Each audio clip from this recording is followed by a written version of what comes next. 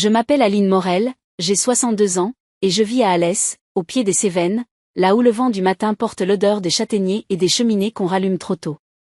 J'ai appris à me taire très tôt dans la vie, par pudeur, par loyauté, par peur aussi de réveiller les colères qu'on croit assoupies dans les maisons propres. Pendant 30 ans, j'ai tenu ma maison comme on garde un phare, lessive, pot-au-feu, compte serré dans un cahier à spirale, pendant que Marc, mon mari, montait en grade à la Banque Occitane, agence d'Alès, puis, plus tard, se rendait chaque jeudi en réunion à Nîmes. Nous avions 2 enfants, Lucie et Maxime, qui sont partis étudier à Montplier. Je n'ai jamais pensé que la tempête choisirait de monter par ma propre cuisine. C'était un dimanche de septembre 2005. Je venais d'essuyer la table, miettes, café renversé, un quignon de pain dur pour les oiseaux. Marc s'était assoupi sur le canapé avec, posée à côté de lui, la vieille Bible de sa mère. Il l'ouvrait parfois au hasard, non pas par ferveur mais par habitude, un geste d'homme élevé par des femmes pieuses. Je voulais la remettre à sa place, dans le buffet en merisier. Mes mains étaient encore humides, la couverture a glissé, a heurté le carrelage, et un petit feuillet s'est échappé, flottant jusqu'à mes pieds comme un papillon noir. Je me rappelle d'avoir essuyé mes doigts sur mon tablier avant de le ramasser. Le papier était fin, presque transparent, arraché d'un carnet à carreaux. L'écriture penchée, nerveuse, d'un stylo bille, si elle découvre la vérité, fais ce qu'il faut. Accent aigu. Ce fut tout. 9 mots, un trait, 2 initiales. Je n'ai pas crié. Je n'ai pas demandé, qui, elle? Quelle vérité? J'ai senti une odeur de gaz qu'on n'a pas fermée et, dans ma poitrine, un grand silence s'est installé. Marc a remué dans son sommeil, il a toussé, m'a demandé l'heure sans ouvrir les yeux. Je lui ai répondu d'une voix égale, presque midi. Puis j'ai glissé le papier dans la poche intérieure de mon gilet, comme on serre une pierre chaude pour ne pas trembler. Je savais 2 choses. La première, accent aigu, c'était très probablement Éric Vautrin, le directeur de l'agence, que Marc appelait mon frère de cœur. La seconde, il existait une vérité qu'on me cachait, et dont la découverte me coûtait, quoi? Un foyer? Une réputation? Ma peau? Je suis allé jusqu'à l'évier, j'ai laissé l'eau couler pour occuper mes mains, et j'ai regardé par la fenêtre le linge qui datait au fil. Les torchons prenaient la lumière, innocents. J'ai toujours cru que le mal se voyait, ce jour-là, j'ai compris qu'il se planque dans les gestes les plus ordinaires. Ce fut l'événement numéro 1 de ma vie d'après, un billet tombé d'une Bible, quelques mots écrits par l'ami de mon mari, et l'idée glacée que je vivais avec des gens capables de baptiser la trahison du nom de nécessité. Je ne savais pas encore que 4 autres secousses, plus sourdes et plus publiques, viendraient, plus tard, fissurer chaque mur derrière lequel je me cachais, mais ce dimanche-là, j'ai commencé à écouter autrement. L'après-midi, pendant que Marc bricolait dans le garage, j'ai replacé la Bible dans le buffet. Puis j'ai pris mon vieux sac en cuir, celui que je gardais pour la ville, et je suis allé jusqu'à la boîte aux lettres. Rien d'extraordinaire, une facture d'eau, un prospectus de jardinerie, et une enveloppe blanche adressée à Marc, cachetée par une bijouterie de Nîmes, boulevard Victor Hugo. Je l'ai retournée entre mes doigts. Dans notre couple, le courrier était devenu une frontière invisible, je ne l'ai pas franchi ce jour-là. J'ai simplement noté le nom de la boutique dans mon cahier, à la page recettes, dépenses imprévues, souvenirs. J'ai toujours eu la manie de tout inscrire, preuve que les femmes pauvres apprennent la comptabilité dans les cuisines. Ce soir-là, Marc a posé sa serviette sur la chaise, a demandé le sel, a dit que la semaine à venir serait chargée, un audit, des transferts, rien de passionnant. Je me suis surprise à chercher l'odeur d'un parfum qui ne m'appartenait pas sur sa chemise. J'ai senti, très faiblement, quelque chose de fleuri, de propre, qui m'a rappelé les classes d'école. Est-ce que l'odeur d'une maîtresse se distingue de celle d'une employée de banque? J'ai souri, et j'ai changé de sujet. J'étais déjà devenue, en l'espace de quelques heures, une femme occupée à récolter des traces invisibles. Le lundi, j'ai repris mon travail de couturière à domicile. Des ourlets, des robes de communion, des rideaux à reprendre. Les femmes parlent quand elles attendent que l'aiguille finisse son chemin, elles déposent leur fatigue sur ma table comme des foulards qu'on repasse. Ce fut au salon de coiffure voisin, en déposant une jupe raccourcie pour la patronne, que j'ai entendu sans le chercher.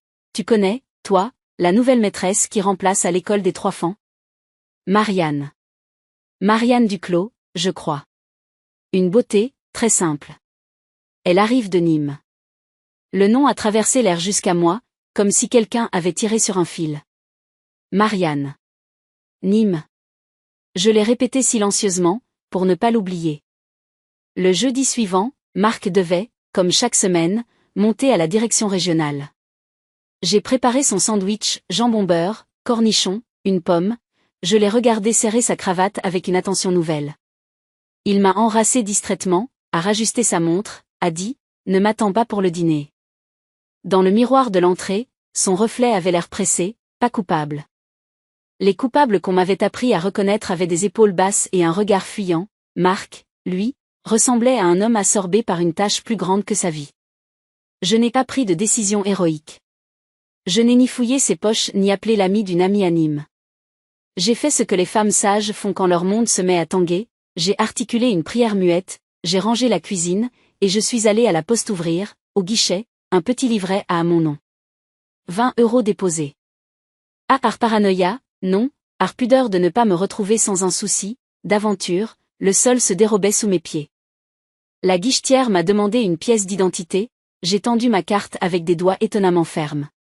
Sur le chemin du retour, j'ai acheté un petit carnet à élastique, noir, discret, et un stylo qui n'accroche pas. À partir de ce jour, j'ai tout noté, jour, heure, mot, odeur, curiosité. Quand la nuit est venue, j'ai ressorti la Bible en douce. Je ne l'ai pas rouverte au hasard. J'ai glissé le billet dans une pochette plastique avec un papier buvard, pour que l'encre ne s'estompe pas, puis je l'ai scanné chez la voisine, Evelyne, qui tient un petit cabinet d'auto-école et un copieur pour ses élèves. Je lui ai dit que c'était un souvenir de famille, c'était vrai, d'une certaine façon. Elle m'a tiré 2 copinettes, que j'ai glissées dans mon carnet. Elle n'a rien demandé. Dans les villes petites, on ne pose pas de questions qu'on n'est pas prêt à entendre. J'ai mal dormi. Dans les heures qui n'ont pas de nom, j'ai entendu le frigo respirer, un chien aboyer au loin, et, quelque part en moi, une phrase a pris racine, je ne le confronterai pas. Pas encore. Non par lâcheté. Parce que l'innocence ne se défend pas, elle se prouve. Et que la mienne, je le pressentais, dépendrait du soin que je mettrais à préparer la vérité pour ceux qui, un jour, me demanderaient des comptes, mes enfants, mes voisins, la police peut-être. Le matin, j'ai accompagné ma vieille voisine, Madame Pérez, au marché. Les étals débordaient de figues violettes, de fromages qui suintaient, de voix qui se saluent.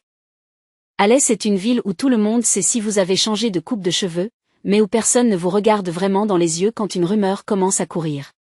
J'ai acheté des poireaux, du thym, et un bouquet de dahlias pour la table.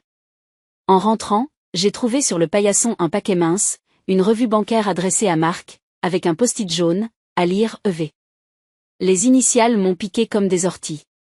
J'ai collé le post-it, après l'avoir photographié avec mon vieux téléphone, sur une page de mon carnet, et j'ai noté l'heure, la météo, le facteur, Pierre, le grand, celui qui rit toujours, 10h27. Vous pourriez croire que j'exagère. Qu'on ne vit pas ainsi, à enregistrer la pluie sur les tuiles et l'odeur d'une chemise. Mais les femmes de ma génération ont appris à se sauver en cousant des ourlets à leur propre peur. J'avais compris en lisant ces 9 mots que la vérité, si je la heurtais de face, me serait renvoyée comme une gifle, hystérique, jalouse, vieille. Alors j'ai choisi la patience, ce fil solide qu'on passe et repasse dans la toile jusqu'à ce que la couture tienne. Il y a des silences qui ne sont pas des capitulations, ce sont des stratégies. Je ne veux pas vous mentir, j'aimais encore Marc. Ah, comme au début, quand sa nuque sentait la menthe et la fumée froide, mais d'une manière plus grave, j'aimais la part de lui qui avait travaillé sans compter pour que nos enfants aient une chambre à eux et des cartables neufs. C'est peut-être pour cela que j'ai décidé de ne pas le prévenir qu'une vague étrange s'approchait. On ne crie pas aux marins, regarde, la houle. On tend les cordages, on replie les voiles, on s'ancre. C'est ainsi que commence mon histoire, une Bible ouverte, un billet qui tombe, un livret à ridiculement petit, un carnet noir où les minutes prennent la forme d'un fil. À ce stade, personne ne m'avait insulté, pas encore, personne ne m'avait désigné comme la femme du voleur, pas encore, personne n'avait tenté de me faire passer pour folle, pas encore. Mais je vous le dis parce que je le sais désormais, ce dimanche-là, j'ai posé la première pierre d'une digue qui me sauverait, plus tard, de 4 vagues plus hautes.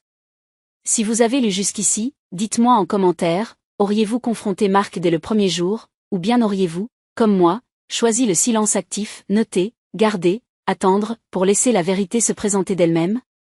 Votre avis compte plus que vous ne le pensez. Le jeudi suivant, j'ai attendu que Marc parte pour Nîmes avec sa mallette noire et son air assorbé, puis j'ai compté jusqu'à 100 avant d'enfiler mon manteau léger. Il faisait un temps clair, un de ces jours de fin septembre où le ciel s'étire comme une lessive fraîche. J'ai pris le bus jusqu'à la gare d'Alès, puis le TER pour Nîmes. À la descente, je ne ressentais ni bravoure ni honte, seulement ce mélange de concentration et de pudeur qu'on éprouve quand on s'avance dans un couloir étroit sans savoir ce qui nous attend derrière la porte. Je suis allé d'abord boulevard Victor Hugo, à la bijouterie dont j'avais noté le nom. La vitrine regorgeait d'anneaux sertis, de boucles qui scintillaient dans la lumière de 11 heures. J'ai respiré un grand coup et je suis entré. Une vendeuse aux ongles impeccables m'a salué, j'ai demandé, d'une voix qui voulait n'être que pratique, si je pouvais vérifier un détail sur une facture au nom de Marc Morel, achetée il y a quelques semaines. Elle m'a répondu qu'elle ne pouvait pas divulguer d'informations sans la personne concernée. C'était la loi, et je la respectais. J'ai donc souri, j'ai acheté, pour ne pas paraître déplacé, un pendentif simple en acier, une fantaisie de 15 €, et j'ai observé le comptoir. Derrière, fixé par un aimant, une fiche de réparation portait un nom écrit à la main, Duclos. Mon cœur a eu un soubresaut. Je n'ai pas vu le prénom. J'ai quitté la boutique avec mon petit sachet, humilié par la pauvreté de ce que je tenais, un indice qui ne disait pas son nom, un geste qui me semblait soudain pitoyable. En sortant, je me suis arrêté au square de la Maison Carrée. Des enfants jouaient près du bassin. J'ai pensé à Lucie et Maxime, à leur âge quand ils étaient petits, à leur cartable trop lourd. J'ai ravalé mes larmes, je n'étais pas venu pleurer. Dans mon carnet noir, j'ai noté, bijouterie, A de facture, fiche Duclos, aperçu, 11h18. L'après-midi, je suis passé devant l'école où, d'après le salon de coiffure, une nouvelle maîtresse remplaçait. Une affiche manuscrite sur le panneau, Madame Duclos, CE2, remplacement septembre-octobre. Ce fut l'événement numéro 2, pas une preuve, non, mais la première convergence solide entre mes soupçons et un fait extérieur. Je n'ai rien fait d'autre que m'asseoir sur un banc et regarder, de l'autre côté de la rue, les mères qui attendaient la sortie. À 16h30, j'ai aperçu une femme d'une trentaine d'années, visage lumineux et fatigué, un chignon tenu par une pince, un gilet bleu marine. Elle riait avec une collègue. Rien de fatal ou d'impur ne la suivait, elle avait l'air d'une femme qui travaille, qui n'a pas de temps à perdre. Je n'ai pas vu Marc. J'ai rangé mon carnet et je suis rentré à Alès par le train de 17h12, le pendentif léger dans ma main comme un poids inutile. Le soir, Marc est rentré tard. Il a enracé ma joue, a loué l'odeur du gratin, a laissé sa cravate sur la chaise. Je l'ai regardé, non pas pour surprendre une faute, mais pour apprendre son visage. La cuisine, la vaisselle, le rythme des semaines avaient étouffé mon regard pendant trop longtemps. Je me suis souvenu de ses mains quand il portait Lucie Débé, de son rire devant un film idiot. La faute et la mémoire se disputaient dans ma poitrine, comme deux sœurs qui ne savent plus partager une chambre. Les jours suivants, j'ai continué à mener ma vie en couture et en notes. J'ai fabriqué un double fond dans une boîte à biscuits pour y glisser mon carnet, les copies du billet, 2 tickets de caisse. J'ai commencé, quand je pouvais, à photographier mon écran quand Marc m'écrivait depuis son adresse professionnelle pour un détail pratique, la date, l'heure, la géolocalisation dans le bas du courriel. Je ne savais pas encore à qui ces maigres indices serviraient, je savais seulement qu'ils manqueraient dans le réel. Un samedi matin, à la médiathèque, j'ai consulté en ligne des articles sur virements frauduleux et procédure pénale France. Je ne comprenais pas tout, les mots de droit se cognent entre comme des assiettes épaisses, mais j'ai gardé 2 idées, un constat d'huissier peut figer la preuve, et la plainte doit être accompagnée de pièces tangibles, ordonnées, datées. Cela m'a calmé. La colère est une bête bruyante, l'organisation la fait taire. Puis est arrivé octobre. La pluie a frappé sur la véranda durant 2 jours. Marc a évoqué un gros virement à traiter pour un client, un entrepreneur en DTP de Sommières, a-t-il précisé, parlant comme on parle à une épouse qu'on croit docile. Ce détail a cogné contre la paroi de ma mémoire. J'ai fait mine de comprendre sans m'y attarder. Le jeudi suivant, il est parti plus tôt que d'habitude, m'a enracé 2 fois, a dit ne m'attends pas. Ce soir-là, je n'ai pas dormi. Je me suis assise dans la cuisine, un plaid sur les épaules, à écouter la pendule. À 1h du matin, j'ai préparé une thermos de café dont je n'ai pas bu une goutte. À 3 heures, j'ai écrit, dans mon carnet, 6 crises, appelé, 17, police, 04. Numéro d'un huissier trouvé dans l'annuaire, point. L'événement numéro 3 approchait, je le sentais sans pouvoir le nommer. Le lendemain, vers 11 heures, le téléphone fixe a sonné. C'était Evelyne, l'auto-école. Aline, tu saurais faire un ourlet pour ce soir? J'ai un dîner. Je suis passé chez elle avec ma boîte à couture. Sur le comptoir, son ordinateur était ouvert. Elle m'a montré, fière, la messagerie de son fils qui venait de réussir le code.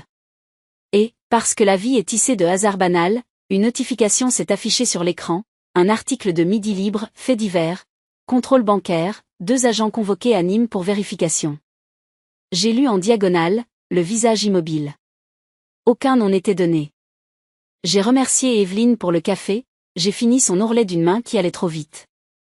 Le soir, Marc est rentré nerveux. Il a cherché un dossier, a pesté devant une chemise introuvable, a pris une douche trop longue. À table, il a mangé sans goût. Il m'a parlé de tout et de rien, comme un homme qui meuble une pièce où il craint d'entendre son écho. J'ai hoché la tête, j'ai proposé une tisane. Je ne lui ai rien dit de l'article. Ce n'était pas un piège, c'était un refus d'être sa météo. Je n'annoncerai ni éclaircie ni orage pour lui. Les jours ont passé avec l'odeur de l'orage qui ne vient pas.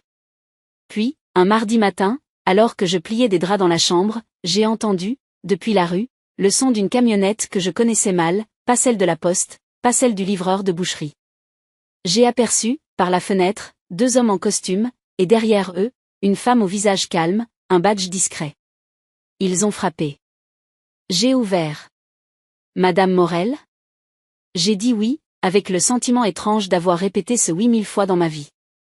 Ils se sont présentés, police judiciaire, commission rogatoire d'un juge d'instruction de Nîmes, perquisition ciblée concernant des documents bancaires susceptibles d'être en possession de Monsieur Morel. Tout était propre, poli, mesuré. Ils m'ont montré le papier, la signature, le cachet. Je me suis écartée. La femme m'a demandé si j'étais seule. J'ai répondu que oui. Elle m'a proposé de m'asseoir. J'ai préparé du café par réflexe. C'était l'événement numéro 3, dans sa forme officielle, la maison, jusque-là sanctuaire, devenait un lieu de procédure. Ils n'ont rien pris d'intime. La femme a noté le contenu des tiroirs du bureau, a pris en photo le classeur bleu impôt, les relevés oubliés sur la table. Elle m'a demandé si je souhaitais prévenir un avocat, j'ai dit non, pas pour l'instant. Quand ils sont repartis, j'ai accompagné la porte comme on raccompagne un deuil qui n'est pas encore le sien. J'ai posé les tasses dans l'évier, l'une d'elles avait une anse fêlée. Le soir, Marc est rentré blême. Ils sont venus? J'ai dit oui. Il a fermé les yeux, a posé ses mains sur le dossier d'une chaise. Il m'a demandé ce qu'ils avaient pris, j'ai répondu simplement. Il n'a pas crié. Il a demandé où étaient Lucie et Maxime. À Montpellier. Il a hoché la tête. La conversation s'est arrêtée là, suspendue entre une plainte qu'il n'a pas formulée et un pardon que je n'avais aucune intention d'accorder. Il a dormi sur le canapé, tout habillé.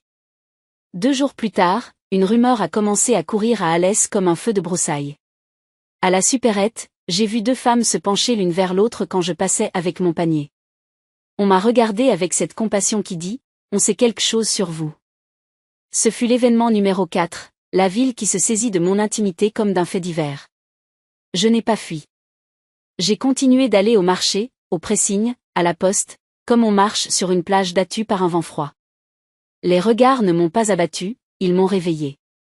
J'ai compris que si je ne racontais pas moi-même mon histoire, d'autres la raconteraient à ma place, avec leurs adjectifs. Alors, j'ai pris rendez-vous avec Maître Dubreuil, une avocate de Bagnoles qu'une cliente m'avait recommandée. Je lui ai porté mon carnet, les copies, mes notes, et je lui ai dit la vérité, sans grossir ni amoindrir. Elle n'a pas levé les sourcils, ne m'a pas fait la morale. Elle a seulement ordonné mes pièces, proposé de faire établir un constat d'huissier sur le billet et le post-it, et m'a expliqué ce que signifiait partie civile, dépôt de plainte avec pièces et mesures conservatoires si d'aventure le couple s'effondrait. Elle a ajouté, doucement, ici, on ne punit pas l'adultère, Madame Morel. On punit la fraude et l'abus. Ce sont 2 mondes différents. Ne les confondez pas, sinon vous vous perdrez. J'ai hoché la tête. Je suis sorti de son cabinet avec la sensation d'avoir posé les pieds sur un sol, enfin. Quand je rentrais à Alès, la lumière d'octobre avait pris cette teinte de miel qu'on ne voit que 2 ou 3 soirs par an. J'ai posé mon sac sur la table, j'ai allumé la bouilloire.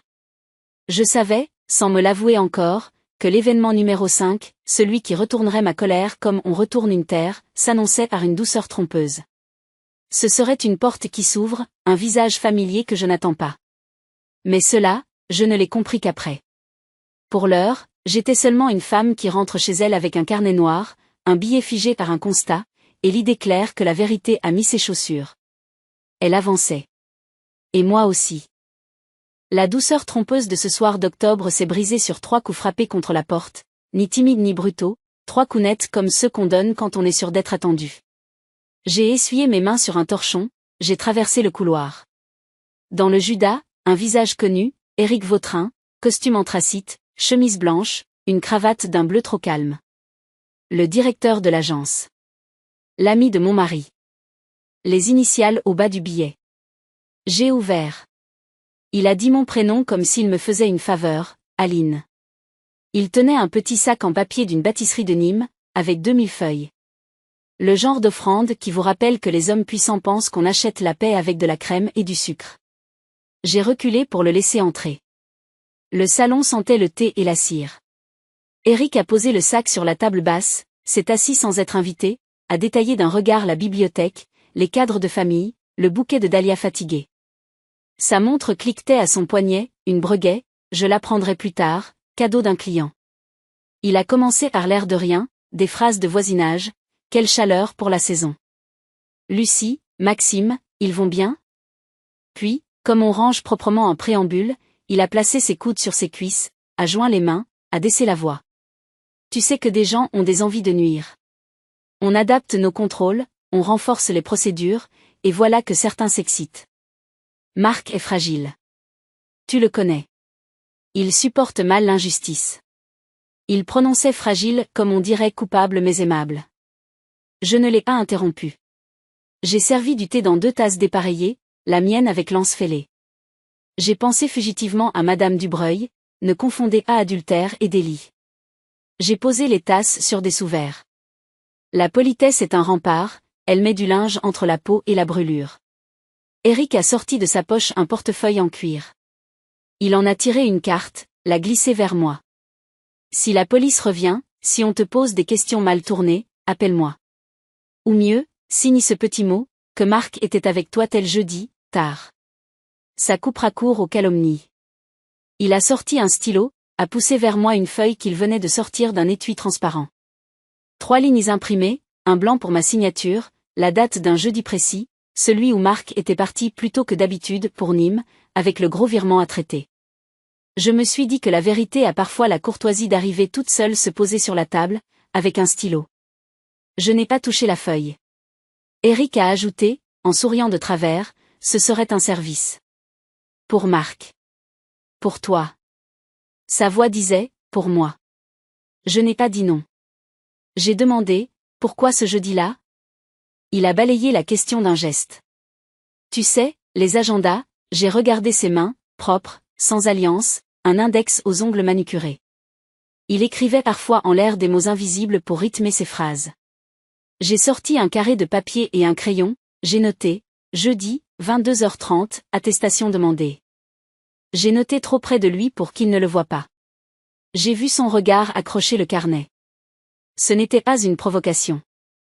C'était ma manière de placer, entre nous, une 3e chose, neutre, l'encre. Il a laissé filer un silence, s'est levé, a fait 2 pas dans le salon. Tu comprends, Aline, on ne veut pas de vagues. Les clients sont nerveux. On aime Marc à l'agence. Il a pris sa tasse, a fait rouler le thé sur sa langue. Tu es raisonnable. Le compliment était une laisse. J'ai compris que l'événement numéro 5 n'était pas sa présence, ni même cette feuille perfide, c'était ce que sa main allait faire ensuite. Il a sorti de sa poche un petit carnet gris, a déchiré un coin, a griffonné, mon portable perso. Il m'a laissé le numéro, ses initiales.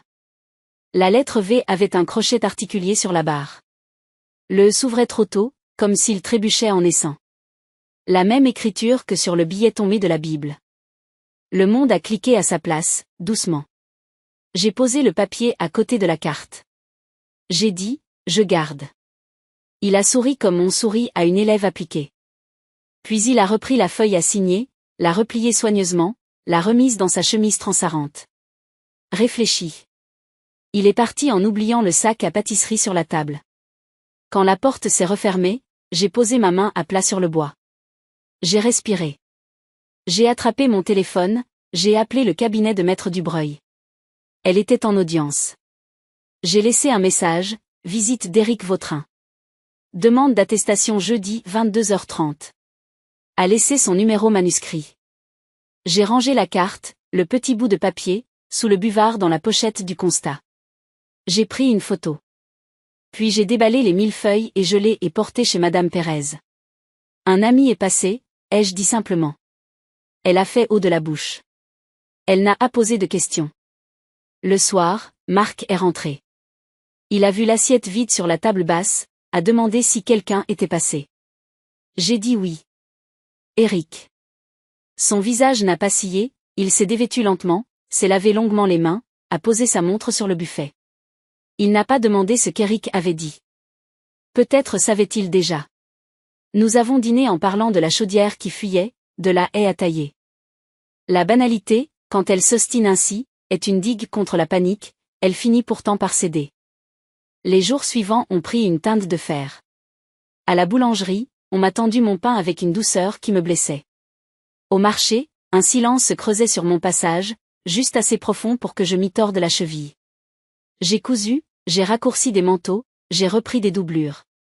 Je mettais mes peurs dans les ourlets, au point arrière. Le matin, je glissais mon dossier, carnet, constat, carte, photo, dans un sac à dos que je portais même pour descendre les poubelles. Le soir, avant de me coucher, je le plaçais sous le lit, côté mur. La peur devient routine, à force. Un mardi, j'ai reçu un appel inconnu. Une voix de femme, hésitante, « Madame Morel ? Je m'excuse. Je ne savais pas si. Je m'appelle Marianne. » Elle a laissé un silence, comme on pose un objet fragile sur une table instable. Duclos. Mon cœur a monté d'un cran, puis s'est calmé d'un coup, comme quand une vague vous soulève puis vous repose. Je ne veux pas vous déranger, a-t-elle ajouté. C'est au sujet d'un paquet pour Monsieur Morel, livré à l'école par erreur.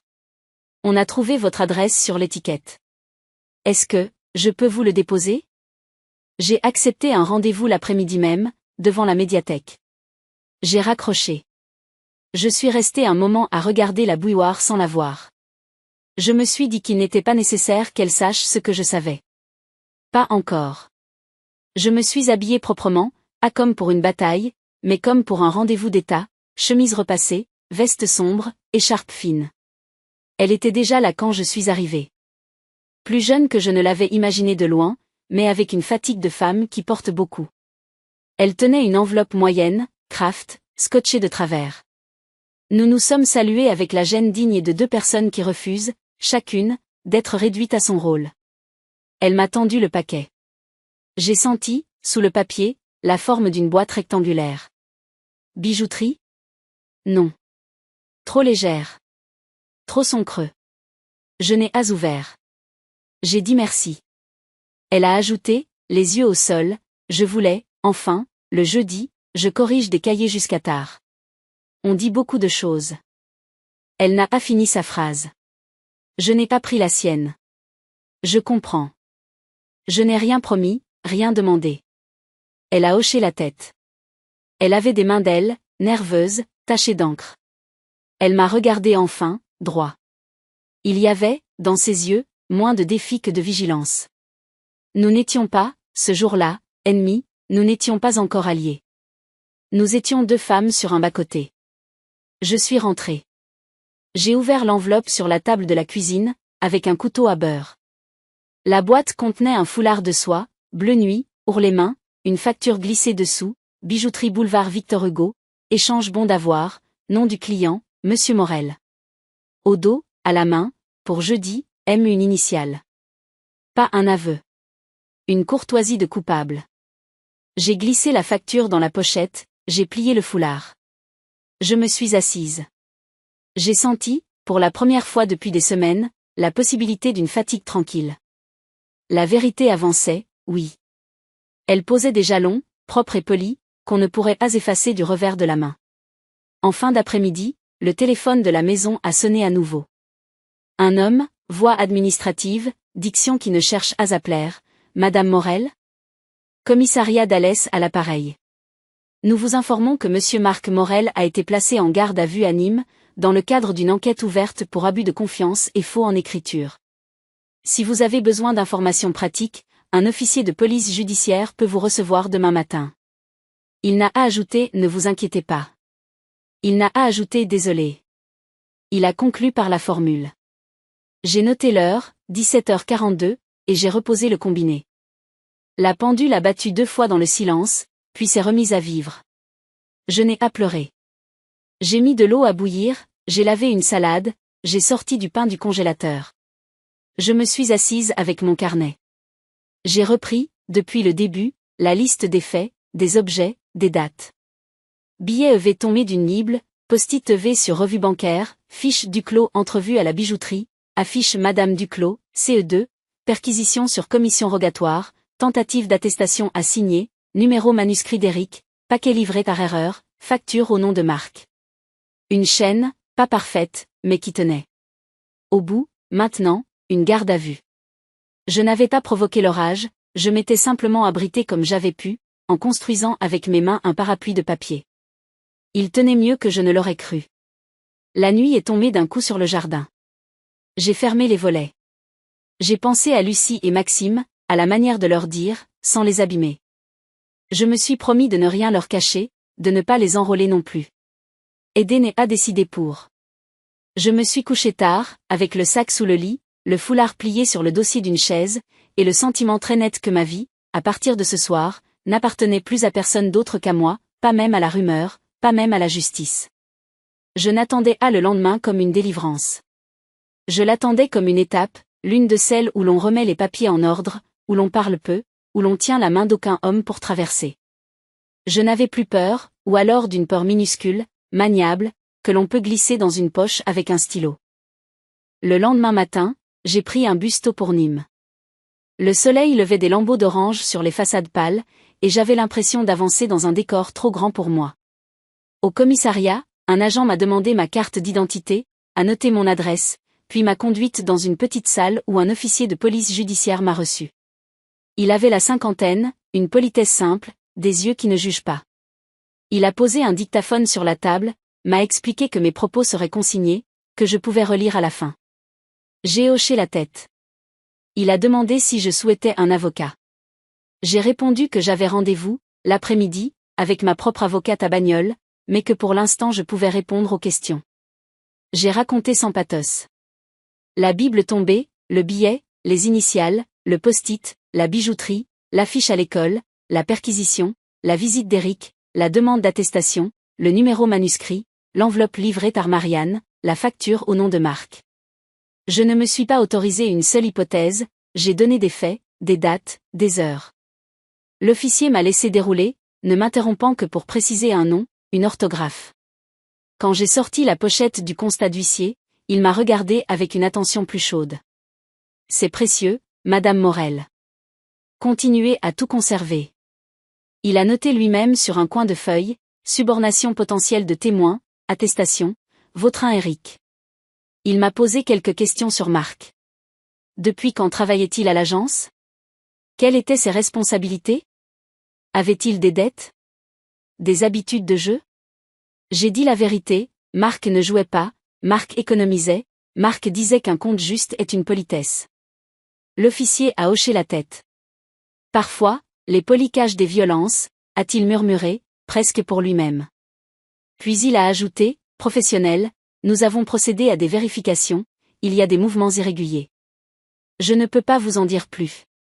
Il m'a demandé enfin si j'avais été menacé. J'ai hésité, le billet ne disait pas tu l'as comme une menace nue, c'était pire, fais ce qu'il faut. J'ai répondu ceci, qui me semblait juste, je ne suis pas effrayé, monsieur. Je souhaite que les choses se fassent proprement. On m'a laissé relire la déposition, corriger un accent, un horaire. J'ai signé. En sortant, la lumière de 11 heures m'a aveuglé. J'ai marché au hasard, et acheté un café trop brûlant que j'ai bu à petites gorgées, debout près d'un platane. Les gens passaient, porteurs de leur journée. J'étais devenue, en une nuit, la femme d'un homme placé en garde à vue. Cela ne s'écrit pas sur le front, mais cela change la température du sang.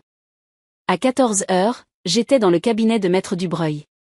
Elle a écouté, a pris la copie de ma déposition, a demandé l'orthographe exacte des « Éric Vautrin ».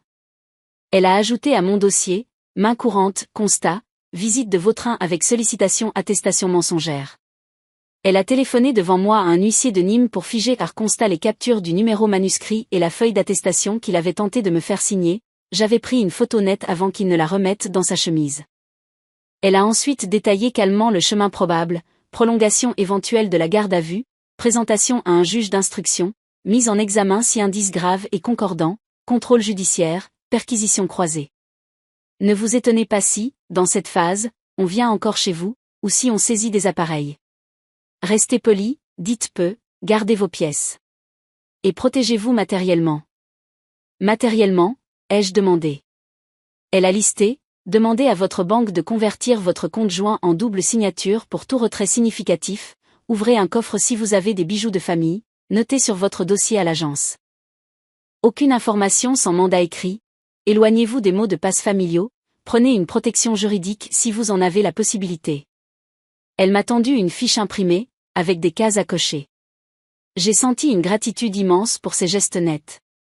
Je ne pouvais pas empêcher la mer de monter, mais je pouvais apprendre où placer des sacs de sable. Sur le chemin du retour, j'ai téléphoné à ma banque. La conseillère, une femme à la voix douce, a accepté de mettre en observation le compte, d'alerter si des virements inhabituels survenaient, de demander ma validation pour tout mouvement supérieur à un certain seuil. Je note aussi qu'aucune info ne sera donnée à un tiers, a-t-elle dit, même à monsieur, sans votre présence ou un mandat. Une chaîne, une autre, se mettait en place. J'ai fait un détour par le marché, et acheté des poireaux, un morceau de comté. Les choses normales sauvent. Le soir, Lucie m'a appelé en visio. Son visage, dans le cadre tremblant du téléphone, avait une pâleur inconnue. Maman, c'est vrai? J'ai dit oui, simplement. Elle a porté sa main à sa bouche, a regardé hors champ, vers Maxime sans doute. On vient ce week-end. J'ai répondu, non. Continuez vos cours. Je vous dirai ce qu'il faut savoir. Elle a insisté, a pleuré un peu, puis s'est reprise, digne. Maxime a pris l'appareil, a demandé si j'avais besoin d'argent. J'ai ri malgré moi. Pas encore. J'ai promis d'envoyer un message long, clair, que vous pourrez relire, ai-je dit. Je ne voulais pas qu'ils deviennent des figurants de ma tempête. Le vendredi, à 8 heures du matin, j'étais de nouveau sur le pas de la porte, le sac à dos contre moi, quand la camionnette grise s'est arrêtée. 2 policiers, même visage, même geste mesuré. Madame Morel, monsieur a été présenté hier soir à un juge d'instruction, mis en examen pour abus de confiance, faux et usage de faux, et association de malfaiteurs. Contrôle judiciaire, interdiction d'exercer une activité en lien avec la gestion de fonds, interdiction d'entrer en contact avec certains collègues, interdiction de quitter le territoire sans autorisation, et obligation de pointage. Il ne retournera pas à votre domicile aujourd'hui. Il est hébergé chez sa sœur pour l'instant. La précision m'a traversé comme une aiguille froide. Ils m'ont remis un papier sec comme une facture. Vous pouvez vous constituer partie civile si vous estimez avoir subi un préjudice. Le mot préjudice m'a paru trop étroit pour contenir ce que je vivais, mais il avait l'avantage d'être actionnable. Lorsque la porte s'est refermée, j'ai soufflé un grand coup. J'ai sorti mon balai, j'ai balayé la cuisine comme on nettoie un théâtre entre 2 actes. J'ai lavé la nappe, j'ai changé les draps. Ces gestes, faits 1000 fois, prenaient une densité nouvelle. Ils replaçaient les meubles au bon endroit dans ma tête. Dans l'après-midi, j'ai reçu un message de Marianne. Un appel, un message bref, maladroit. Je suis désolée de vous écrire. On m'a posé des questions à l'école. Un homme est venu, costume, m'a demandé si j'avais vu monsieur Morel jeudi soir. J'ai dit que non. Je voulais que vous le sachiez. Elle n'a pas donné de nom. Je n'ai pas demandé. J'ai répondu, merci de me prévenir. Ne signez rien sans comprendre. Je ne vous demanderai jamais de mentir. Elle m'a écrit, je ne mens pas. Puis, je n'ai pas de problème avec vous, madame. Il y avait, dans ce madame, une politesse qui n'était pas une distance. C'était une frontière saine. Le lendemain, je suis allé chez l'huissier à Nîmes avec maître Dubreuil. Il a photographié, décrit, annexé, le billet à l'encre bleue si elle découvre la vérité, fait ce qu'il faut, accent aigu V, le post-it jaune à lire, EV, la carte de visite, le numéro manuscrit au crochet singulier, la photo de l'attestation pré-remplie. Chaque pièce a reçu un numéro, une date, une signature et un cachet rond qui claque comme un couvercle qu'on ferme. À ce stade, à 10 mètres du Breuil, vous avez un faisceau d'indices sérieux d'une tentative de pression et d'éléments tangibles sur des flux bancaires irréguliers. On dépose plainte avec constitution de partie civile, pour être certaine d'avoir accès au dossier. Vous n'êtes pas la coupable, vous n'êtes pas non plus seulement une épouse. Vous êtes une personne qui subit des conséquences. La loi sait faire avec ça. À Alès, la rumeur avait changé d'odeur. Elle ne sentait plus le mauvais café des arrière-boutiques, elle avait pris l'accent pincé des conversations qui comparent des chiffres qu'elles n'ont pas vus. Dans la queue de la boucherie, j'ai entendu milliers, virements, clients importants. Personne ne prononçait le prénom de Marc. On disait il. L'article définit qui enferme. Je n'ai pas quitté la queue. J'ai acheté mon morceau de jarret, j'ai plaisanté avec le boucher sur la cuisson, j'ai glissé un bonne journée qui n'était pas une ravade. C'était ma manière de rappeler que j'existe sans scandale. Le dimanche, j'ai écrit à mes enfants une longue lettre que j'ai envoyée par mail et par courrier, pour la ritualiser. J'y ai mis des faits, des explications simples, la différence entre adultère et délit, les étapes judiciaires, ce que j'attendais d'eux, leurs études, rien de plus, des visites quand ils pourraient, pas de dettes prises en mon nom, pas d'alliance avec qui que ce soit contre qui que ce soit. Aider n'est pas décidé pour, ai-je écrit. Vous êtes mes enfants, pas mes avocats. J'ai relu, j'ai corrigé une faute. Je n'ai pas parlé de Marianne. Ce n'était ni le moment ni le cadre. Le lundi, coup de théâtre discret, un courrier recommandé de la banque, signé par le directeur régional, pas Eric, au-dessus. Suspension conservatoire de Marc, rappel déontologique, procédure interne ouverte. J'ai senti, en le lisant, une paix qui n'était pas de la joie. C'était une pièce de plus dans le mur. J'ai rangé la lettre dans une pochette rouge banque interne. Dans la semaine, la ville a recommencé à tourner autour de son marché, de ses trajets, de ses lessives. Je couds, je note, je range. Parfois, je passe devant l'école de Marianne. Je ne m'y arrête pas. Une fois, pourtant, nos regards se sont croisés au coin de la rue. Elle m'a fait un petit signe de tête. J'ai rendu le signe. Le fil ne s'était pas rompu, il n'était pas encore tressé. J'ai compris que la suite, la vraie suite, ne se jouerait pas seulement dans les bureaux où l'on tamponne. Elle se jouerait dans les cuisines, dans les décisions minuscules, dans les mots qu'on choisit de ne pas prononcer. Le soir, j'ai ouvert la fenêtre. L'air sentait le linge propre et la pluie lointaine. J'ai posé la main sur mon carnet. La couture, dedans, commençait à tenir. Les bords du tissu ne s'effilochaient plus. J'ai pensé à la mer invisible qui gronde sous le sol des villes. Et à la force des digues qu'on construit, seuls, avec des papiers, des dates, des témoins, et des gestes simples qui disent « Je reste debout ». Et la semaine suivante a commencé comme une couture délicate, on croit n'avoir qu'un petit accroc à reprendre, puis l'on tire sur le fil et tout un PAN de tissu se met à venir. Le lundi, j'ai pris rendez-vous chez un notaire d'Alès, maître Ferrand, sur conseil de maître Dubreuil. Son étude sentait le papier craquant et la cire molle. Il a écouté sans grimace, avec la patience des gens qui savent que la vie se traduit en clause. Régime matrimonial, a-t-il demandé. Communauté réduite aux acquets. J'ai vu sa main, large, cocher la case. La maison ? Achetée ensemble, 1994, acte chez Maître Soulier. Il a hoché la tête. Vous pouvez demander des mesures conservatoires si vous craignez des manœuvres, inscription provisoire d'hypothèque judiciaire, par exemple, ou au minimum un courrier au service de la publicité foncière pour signaler la procédure en cours. Ce n'est pas un barbelé, mais c'est un fil. Je lui ai dit que j'aimais les fils.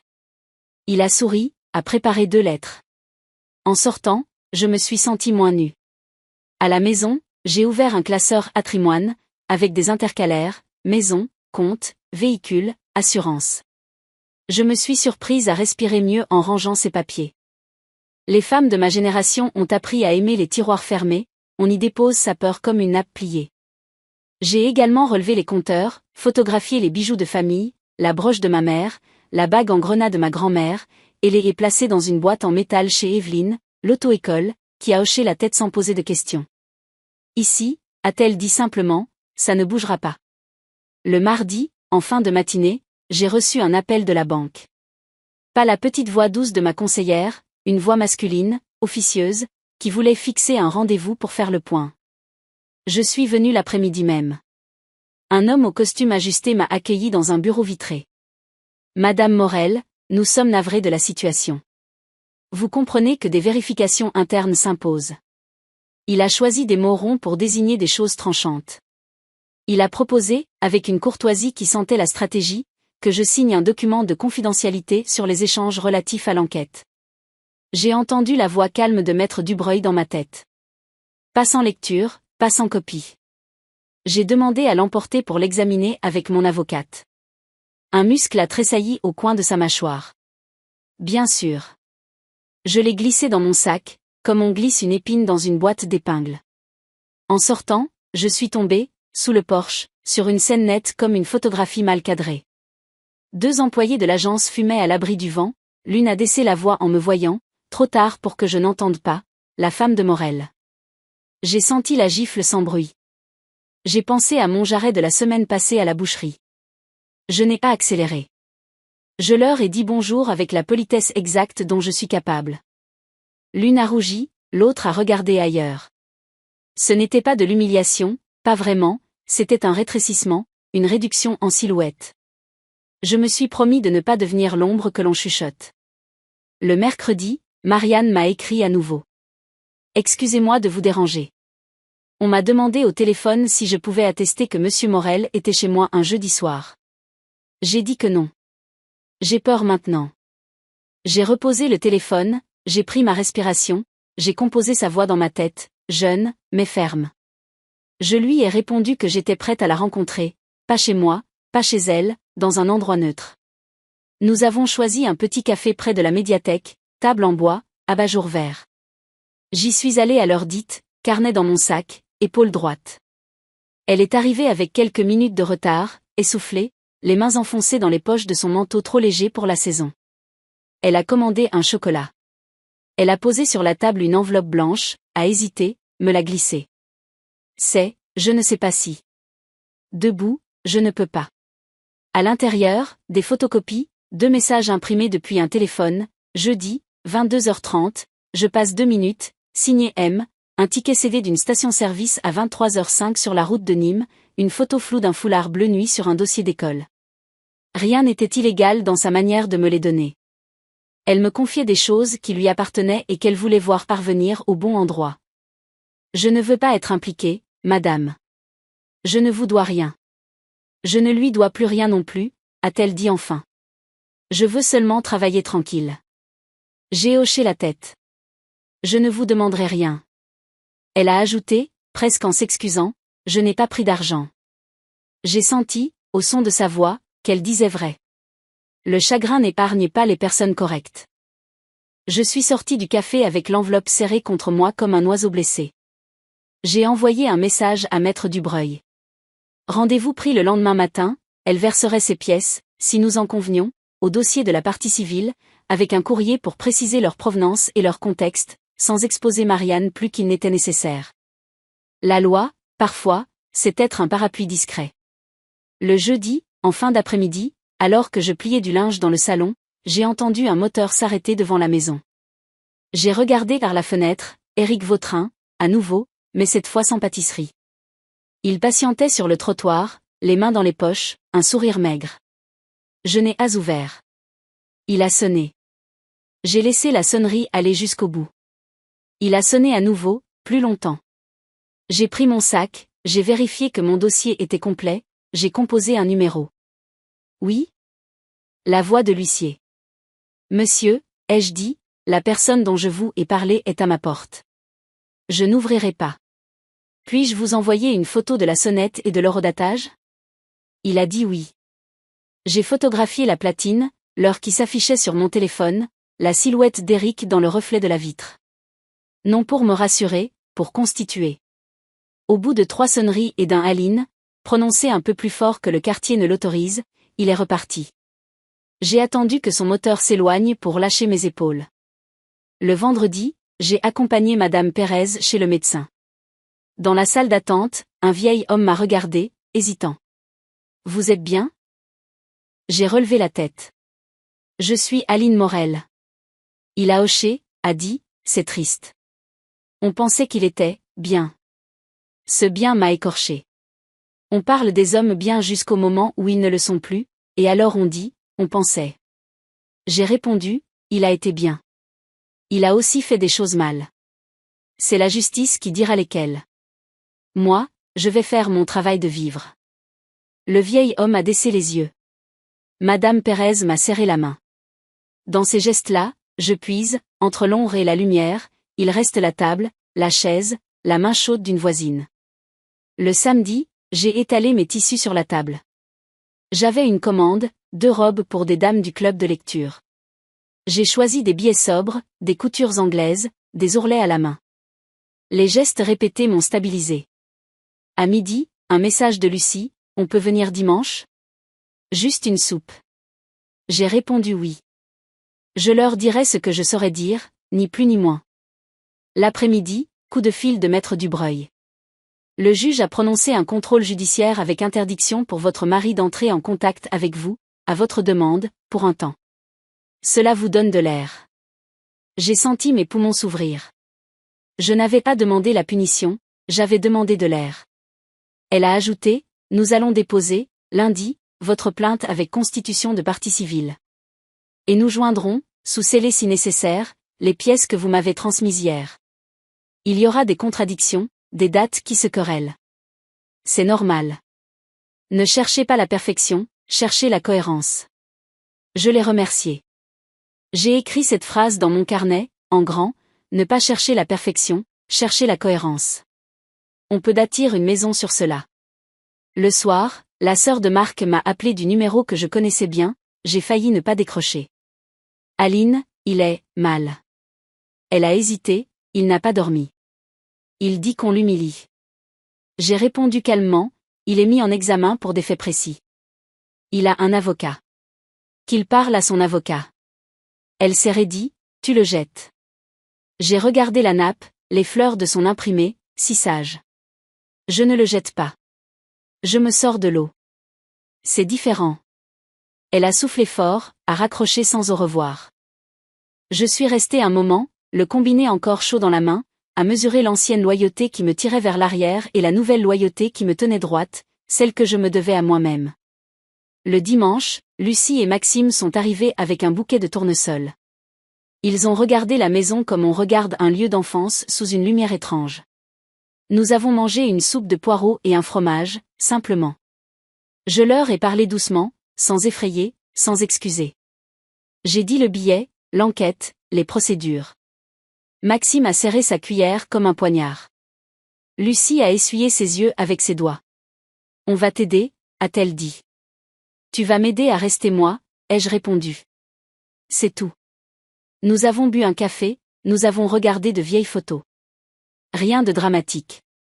Et pourtant, j'ai senti, comme un sol qui se recompose sous les pieds, que notre famille avait changé de forme, plus petite, plus claire.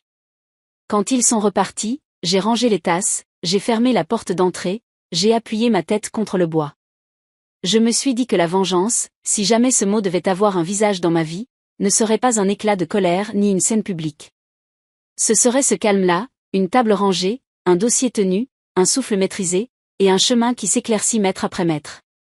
J'ai pensé à Marianne, à ses mains tachées d'encre, à sa peur brève. J'ai pensé à Eric derrière ses vitres, à sa cravate d'un bleu trop sage. J'ai pensé à Marc quelque part, chez sa sœur, et au verre d'eau qu'il devait tenir sans le boire.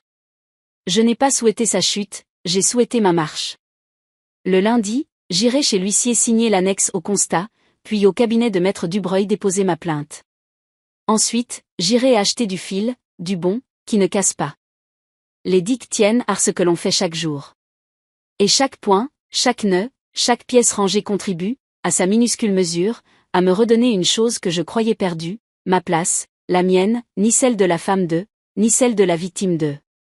Une place simple, avec une chaise, une table, des papiers, et la paix intacte d'un cœur qui apprend à battre autrement. Le lundi suivant, j'ai fait ce que j'avais annoncé, à 10 heures, j'étais assise dans le cabinet de Maître Dubreuil, mon classeur rouge banque interne d'un côté, la pochette des constats de l'autre. Elle a imprimé la plainte avec constitution de partie civile, m'en a lu les passages essentiels, a ajouté mes pièces en annexe, numérotées, reliées, et a téléphoné au greffe pour obtenir un numéro de parquet. À partir d'aujourd'hui, vous ne serez plus seulement tenu au courant par ricochet, a-t-elle dit. En tant que partie civile, vous aurez accès, par l'intermédiaire de votre conseil, aux actes essentiels. Cela vous protège autant que cela vous oblige. J'ai signé, la main ferme. À la sortie, la lumière de 11 heures blanchissait les façades, j'ai levé le visage, comme pour vérifier qu'il existait encore un ciel au-dessus des procédures. À peine rentré, j'ai trouvé dans la boîte aux lettres une enveloppe anonyme, sans timbre, glissée à la main. À l'intérieur, 3 lignes écrites en majuscules, au feutre, ON c'est tout. Vous êtes à sa botte quand ça vous arrange. Vergogne. J'ai lu 2 fois, j'ai senti l'ancienne honte chercher une chaise dans ma cuisine, puis j'ai plié la feuille, sans colère. L'événement numéro 6 ne tenait pas à l'insulte, elle était pauvre, mais au réflexe nouveau qu'elle a déclenché en moi, je l'ai glissé dans une pochette divers, rumeurs, j'ai noté l'heure, j'ai pris une photo, et j'ai envoyé la copie à Maître Dubreuil. Garde, a-t-elle répondu. Ça ne vaut pas grand-chose, mais parfois les petites choses font un motif. Le mercredi, la banque m'a appelé. Madame Morel, vous aviez demandé des alertes au-delà d'un seuil. Une opération a été tentée sur le compte joint, un chèque manuscrit de 1 800 €, présenté chez un commerçant de Nîmes. Problème, la signature à Morel ne correspond pas à votre spécimen. Nous avons refusé le paiement et gelé la série de chèques associés. Je me suis assise, le combiné contre l'oreille, comme on s'assoit sur le bord d'un lit trop dur. 1 minute a passé, net. Puis-je avoir une copie du recto-verso, avec la mention du refus? La conseillère a soufflé, bien sûr. Venez cet après-midi. J'ai raccroché, j'ai regardé mes mains. Ma signature, on l'avait imitée. Mal. Le trait du L n'était pas le mien. Le M avait une vague étrangère. Je n'ai pas pensé il ou belle. J'ai pensé on. L'événement numéro 7 venait de se présenter, la première déformation de moi, écrite, tentée, bloquée. À 15 heures, j'étais à l'agence, j'ai récupéré la photocopie du chèque, la mention refusée, signature non conforme, la date, l'heure. J'ai glissé le tout dans ma pochette, et j'ai repris le chemin de l'huissier. On annexe, a-t-il dit, la voix courte, professionnelle. Et on prévient le juge. Ça dessine des mains qui s'agitent. Le jeudi, une convocation m'attendait, Madame Aline Morel est invitée à se présenter au cabinet du juge d'instruction de Nîmes pour audition en qualité de partie civile. Possibilité de confrontation. Le mot pesait, confrontation. Je l'ai posé sur la table, je l'ai regardé comme on regarde une assiette fêlée, on sait qu'on peut encore s'en servir, mais pas pour tout. J'ai appelé Maître Dubreuil, elle m'a dit la tenue à adopter, sobriété, latitude, politesse, et surtout, répondez aux questions. N'argumentez pas. Votre force est dans vos pièces et votre calme. J'ai fermé les yeux un instant. Il paraît que l'on apprend à marcher différemment quand on sait qu'on sera filmé. Moi, j'apprenais à respirer différemment en sachant que mes mots auraient un greffier. Le lendemain, dans le bureau où l'air sentait le papier humide et l'encre, j'ai reconnu, assis sur la chaise d'en face, Éric Vautrin. Costard anthracite, regard lavé, cravate d'un bleu qui ne se salit pas. Le juge a pris place, la greffière a installé son clavier. Les formalités ont duré le temps nécessaire. Puis sont venues les questions. On m'a demandé de confirmer les dates, de décrire la visite d'Éric, la demande d'attestation, le numéro manuscrit. Il a essayé, une fois, d'intervenir, je venais en ami, le juge l'a coupé, sec. Vous parlerez quand ce sera votre tour.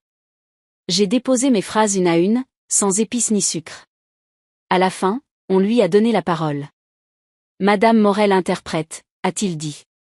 Il n'y a pas eu de pression. Alors, Maître Dubreuil a demandé l'autorisation de lire la copie de l'attestation pré-remplie, avec la date, l'heure, et mon nom à signer. Le juge a hoché la tête. La greffière a tapé. Ce bruit-là, des touches rapides sur un plateau, m'a paru soudain beau. C'était le son d'une digue qui prend. En sortant, je me suis sentie très légère et très vieille, en même temps. Dans le couloir, Eric m'a rattrapé d'une demi-foulée, a murmuré sans me toucher, « Tu te fais du mal. » Je n'ai pas répondu. J'ai continué à marcher, droite, jusqu'à la porte vitrée. Le froid m'accueillit. J'ai acheté une clémentine à un kiosque et je l'ai pelée dans la rue, doigts collants, soleil bas. J'avais besoin d'un goût simple dans la bouche. Le samedi, j'ai pris une décision qui n'était pas judiciaire, j'ai déclaré mon activité de couture à mon compte, officiellement, en micro-entreprise. J'ai choisi un nom simple, Atelier du fil clair, j'ai demandé un numéro ciré, j'ai imprimé une petite affiche que j'ai scotchée chez la boulangère, chez l'auto-école d'Evelyne, à la médiathèque. Pas grand-chose. Un mouvement vers l'avant. Je n'avais pas l'illusion qu'un atelier effacerait une mise en examen, mais je voulais que mes journées aient une colonne vertébrale qui n'alignât pas que des mots de loi. Le lundi, une autre lettre m'attendait, recommandée, liseré bleu, la banque m'informait qu'en raison des risques réputationnels et opérationnels liés au dossier, elle se réservait le droit de revoir la relation commerciale. Poliment, on peut vous fermer, madame. Ma première réaction a été la peur, brute. Ma deuxième a été la mémoire, la fiche de maître Dubreuil, les cases cochées. J'ai appelé la conseillère. Nous ferons le nécessaire, a-t-elle soufflé, gênée. Mais le siège. Je vais tout faire pour que vous gardiez au moins votre livret et un compte courant. J'ai remercié, d'une voix plate. J'ai commencé une liste de banques alternatives, de comptes de paiement en ligne.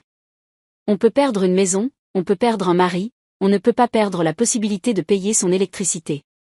L'après-midi, Marianne est passée devant l'atelier, qui n'en était pas encore un, seulement ma salle à manger déguisée en table de coupe, pour déposer des cahiers à recoudre. Ce sont ceux des enfants. Les spirales lâches, a-t-elle dit. Elle m'a tendu un sac en toile, a posé les yeux sur ma machine. Vous avez beaucoup de commandes ?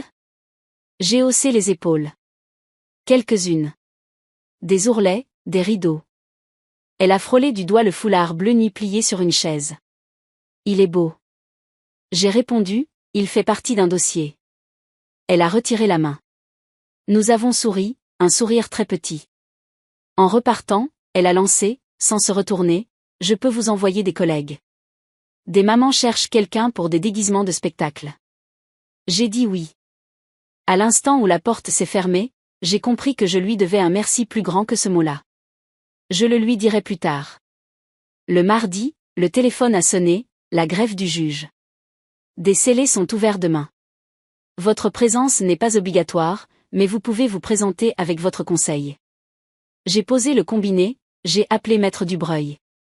Informatique de l'agence, a-t-elle supposé.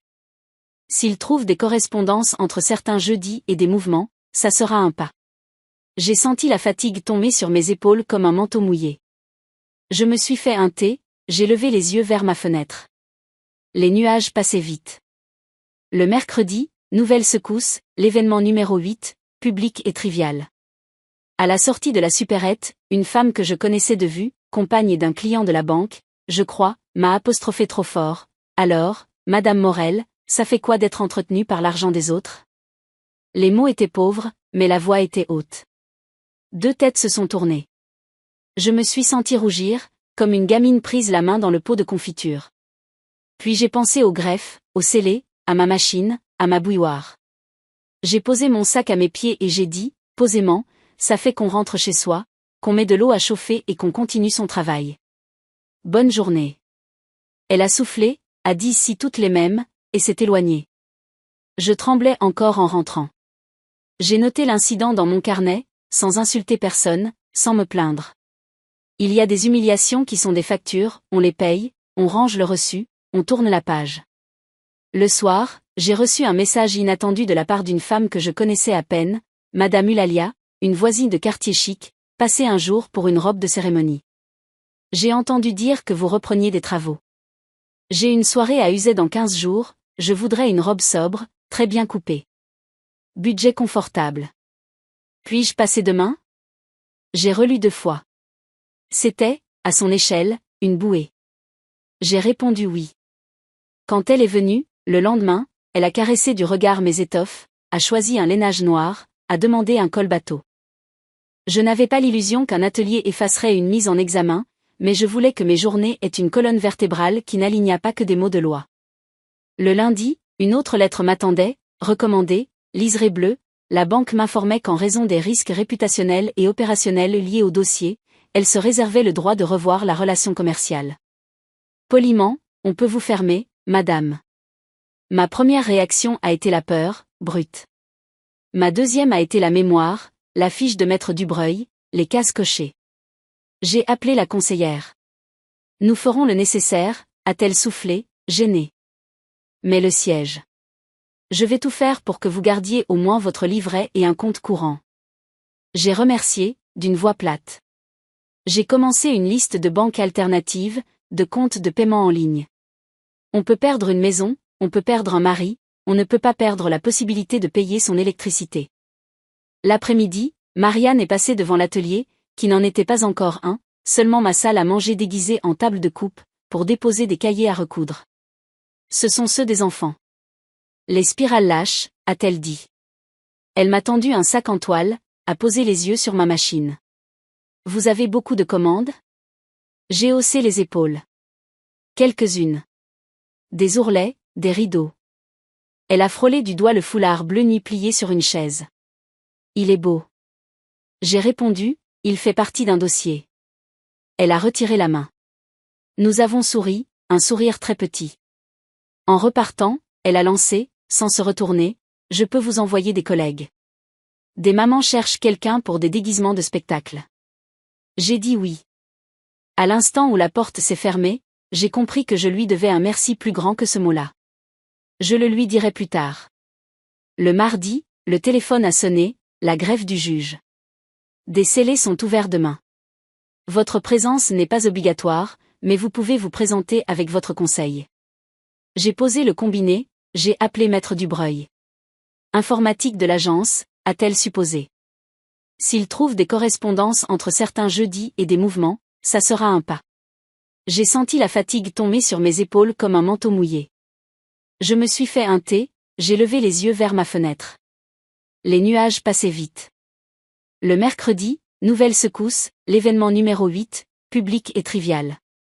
À la sortie de la supérette, une femme que je connaissais de vue, compagne d'un client de la banque, je crois, m'a apostrophé trop fort. Alors, Madame Morel, ça fait quoi d'être entretenue par l'argent des autres?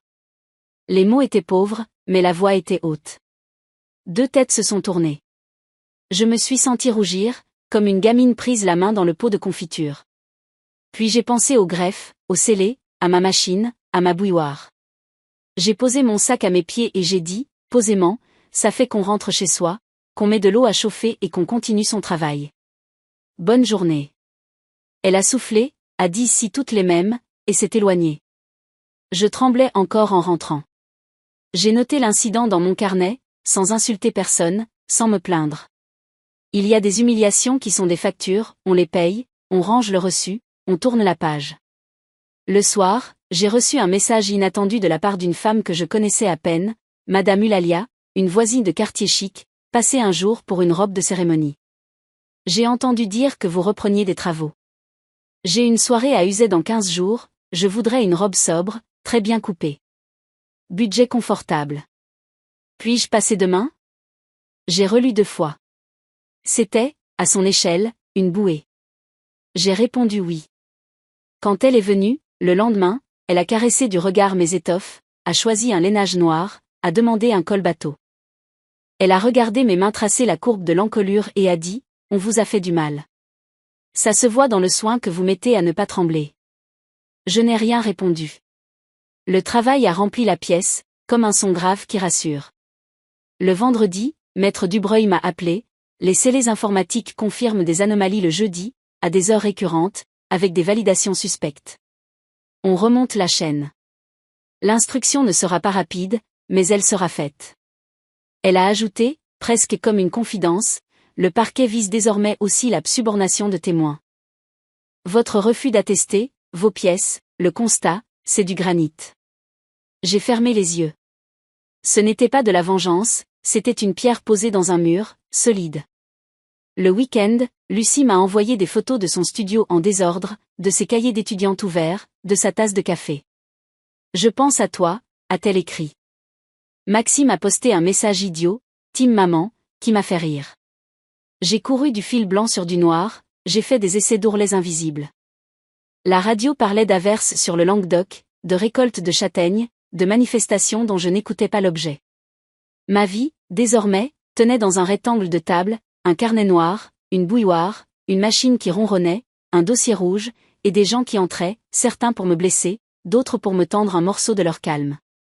À la fin de la journée, j'ai rangé la robe d'essayage de Madame Eulalia, j'ai éteint la lampe, j'ai posé ma main sur le bois. Je me suis dit qu'il me faudrait, bientôt, changer de pièce, ouvrir vraiment l'atelier, ne plus travailler dans ma salle à manger. Il y a des deuils qui vous réduisent, il y en a d'autres qui vous forcent à franchir une porte. Je ne savais pas encore que l'aide viendrait d'un côté inattendu, et que, pour la première fois depuis des mois, j'allais dire à quelqu'un, restez. Pour l'heure, j'avais une nuit à dormir, un carnet à fermer, et une bouilloire à remettre sur le feu. Le reste attendrait le matin. Le lundi suivant, j'ai épinglé la toile de la robe de Madame Eulalia sur son dos mince. Elle avait cette manière de se tenir, droite comme un jonc, qui oblige les coutures à la franchise. Pas un millimètre de trop à l'épaule, a-t-elle dit sans dureté. Je me suis baissée pour tracer la ligne du col bateau, et je l'ai sentie m'observer, attentive mais sans indiscrétion. Quand je lui ai demandé de lever les bras, elle a souri, vous travaillez comme une chirurgienne. À la fin de l'essayage, elle a enfilé son manteau, a fouillé dans son sac, a posé sur la table une carte blanche au bord irisé. Élodie Martin, directrice d'agence. Une amie. Passez la voir demain à Nîmes, de ma part. Je lui ai déjà parlé de vous. Puis, comme si elle commentait la météo, on abandonne à la rive à la crue. On cherche un pont. Le lendemain, à 11h, j'étais devant l'agence, place de l'Horloge. L'intérieur, vert dépoli, bois clair, avait le calme que les banques aiment se donner.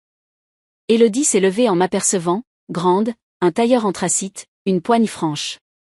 Madame Morel, entrez. Elle n'a pas tourné autour du pot. J'ai lu ce que vous m'avez envoyé, la micro-entreprise, les pièces sirènes, le justificatif de domicile. Nous pouvons ouvrir un compte pro, à votre nom seul, avec une double authentification. Je note à votre dossier, aucune info sans présence de la cliente. Ce n'est pas un privilège, c'est un droit. Elle a survolé les conditions, m'a demandé de signer, a paramétré l'application sur mon téléphone. Je vous préviens, certains regarderont de travers. On ne vous refuse pas, mais on vous observe. À nous de faire propre. Un peu plus tard, elle a baissé la voix, vous avez des ennemis bruyants et des alliés discrets. Apprenez les noms des seconds. J'ai pensé à sa carte, à celle de Maître Dubreuil, à la petite écriture de l'huissier, une poignée d'encre qui, posée au bon endroit, devient une rambarde. En sortant, j'ai croisé une équipe de télévision locale qui filmait la façade d'une autre banque. Un journaliste parlait vite, geste trop grand. Je n'ai pas entendu les mots, mais j'ai reconnu l'odeur, celle des histoires qu'on sert au public, équilibrée entre indignation et soulagement. En rentrant à Alès, Midi Libre traînait sur le comptoir de la supérette. Une rêve, perquisition dans une agence gardoise après signalement de flux irréguliers. 2 cadres auditionnés. Pas de nom, mais des initiales, et ces 2 lettres qui, désormais, m'entaillaient l'œil, EV. Ce fut l'événement numéro 9, propre, imprimé, la rumeur passait en typographie. Je l'ai plié, j'ai payé, j'ai porté le journal à la maison comme on porte un seau qu'on ne veut pas renverser. Sur ma table, je l'ai glissé derrière une chemise, les lettres noires n'étaient pas faites pour envahir la cuisine. Le mercredi, Marianne, a sonné en fin d'après-midi. Elle tenait 2 sacs, des cahiers, des chemises en plastique, un petit tupperware de crêpes que les enfants n'avaient pas mangé. Pour vous, a-t-elle dit, presque sèche. J'ai ri malgré moi. Elle a rougi, a posé les sacs, s'est excusée d'un geste. Elle a regardé la table couverte de tissu. Vous prenez des commandes ? J'ai hoché la tête. Oui. Je cherche d'ailleurs un petit local, pas grand, juste une pièce où je ne mélange pas les ourlets et les oignons. Elle a pensé, yeux vers la fenêtre. Il y a, derrière l'école, un local de l'association des parents qui n'est plus utilisé. Une ancienne conciergerie, propre. Je peux demander. Elle s'est tournée vers moi avec une prudence nouvelle. Je ne promets rien. Ne promettez pas, ai-je répondu. Proposer suffit.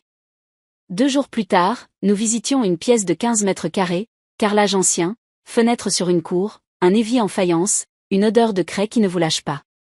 Le président de l'association, un grand rein timide, a feuilleté mes papiers, a demandé le loyer symbolique, a parlé d'un bail dérogatoire d'1 an pour voir, un mot qui, dans ma vie, avait trop souvent servi d'alibi. Ici, il avait la couleur d'un commencement raisonnable. J'ai signé. Marianne a aidé à débarrasser 3 cartons de décoration de kermesse. Elle a rangé des guirlandes, a secoué de vieilles nappes. Entre 2 gestes, elle m'a dit, sans me regarder, je n'ai parlé à personne. Ils ont voulu savoir, j'ai dit que ce n'était pas mon histoire. J'ai pensé, ce n'est pas encore ta phrase, et pourtant tu la tiens avec dignité. Le samedi, j'ai déménagé ma machine, quelques tissus, un portant, 2 chaises, mon dossier, ma bouilloire. Evelyne a prêté sa voiture, Madame Pérez a gardé 2 sacs sur ses genoux, fière de s'encombrer. J'ai posé sur la porte une feuille A4, atelier du fil clair, ourlet, retouche, robe de cérémonie, sur rendez-vous. J'ai bouilli de l'eau, j'ai bu le premier thé de mon atelier avec un tremblement de joie idiot. À midi, les mères de l'école commençaient à passer la tête, un déguisement d'abeille, une cape de petit chaperon, des bretelles à raccourcir. Le travail, ce jour-là, m'a tenu comme une main. Le soir, au moment où je rangeais, un SMS, numéro inconnu. Aline, c'est la sœur de Marc. Il veut te voir. Demain, 16h, au square du Bosquet. 5 minutes. Le contrôle judiciaire lui interdisait de me contacter, mais il n'interdisait pas d'avoir un désir. J'ai regardé le téléphone longtemps, comme si les chiffres allaient me dire la vertu de ma réponse. J'ai écrit à Maître Dubreuil. Sa réponse est arrivée vite, non. Pas sans accord du juge. Vous n'êtes à charge de le consoler. Vous êtes charge de ne pas vous mettre en faute. J'ai respiré par le nez. J'ai répondu à ma belle-sœur, non. Par l'avocat. Elle a renvoyé, tu le tues. Je n'ai pas répondu. Je n'ai pas éteint mon téléphone non plus. Je l'ai posé face contre table, comme on pose une pierre sur un papier. Le lundi, j'ai reçu un courrier sec, en tête d'un cabinet d'avocats nîmois. Monsieur Vautrin conteste formellement les allégations d'intimidation et de subornation. Toute nouvelle diffamation publique fera l'objet de poursuites. Le papier avait l'odeur de l'encre fraîche. J'ai apporté la lettre à Maître Dubreuil. Elle a souri sans joie, la menace habillée en procédure. Nous allons répondre, vous ne vous êtes jamais exprimé publiquement. Vous avez saisi la justice, point. Qu'il s'habitue. Elle a ajouté, en rangeant la lettre, il est probable que Monsieur Vautrin soit à son tour mis en examen. Ils se savent observer. Ce même jour, Élodie m'a proposé un dispositif de paiement pour l'atelier, un petit terminal qui se connecte au téléphone, un contrat simple. Elle m'a fait signer, m'a montré le tableau des flux. Vous verrez, quand on aligne les lignes, la tête se calme. Puis, pour me faire rire, la couture a ses métrés, la banque ses colonnes. La beauté est dans la somme qui tombe juste. Au milieu de ces réglages, une autre secousse, discrète, m'a traversée. À l'atelier, j'ai trouvé sur la poignée une enveloppe brune, ne contenant rien qu'une photo imprimée sur papier de bureau, Marc, de dos, sortant d'un immeuble, prise de loin, floue. Au stylo, au dos, une écriture inconnue, on ne lâche pas la famille. Je n'ai pas tremblé. J'ai placé la photo dans la pochette divers, rumeurs, j'ai noté l'heure, j'ai téléphoné au commissariat, et indiqué que je déposais la copie au greffe par l'intermédiaire de mon avocate. J'ai appris à transformer les bêtes en papier. Elles font encore peur, mais elles mordent moins. Le jeudi, à l'aube, il pleuvait sur Alès une pluie droite, qui nettoie. J'ai ouvert l'atelier, j'ai branché la machine, j'ai choisi un fil gris perle pour l'ourlet invisible de la robe d'Eulalia. À 9h, la porte s'est ouverte sur une silhouette que j'avais déjà vue de profil au commissariat, l'officier qui m'avait reçu la première fois.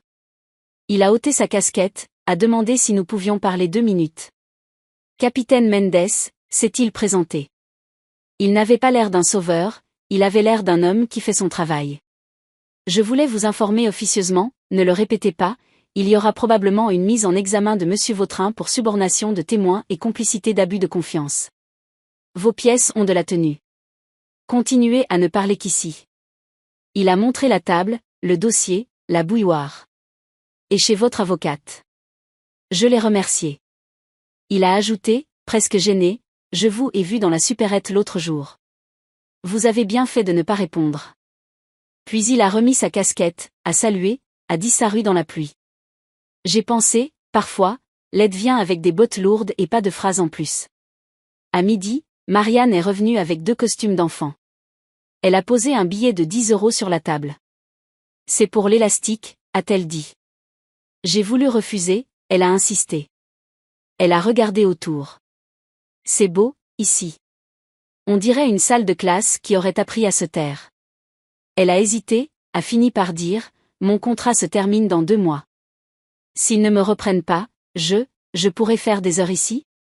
Nettoyer, classer, vous aider à prendre les mesures? Elle a rougi jusqu'aux oreilles. Je l'ai regardé. Le mot est venu tout seul, plus sûr que je ne l'aurais cru, oui. Ce n'était pas une charité. C'était un équilibre qui s'esquissait, les mères qui viennent, les tissus qui s'empilent, les papiers qui se tiennent, et 2 femmes qui, sans s'absoudre, se donnent la main par un bord. Le soir, j'ai fermé l'atelier, j'ai traversé la cour. La pluie avait cessé, les dalles brillaient.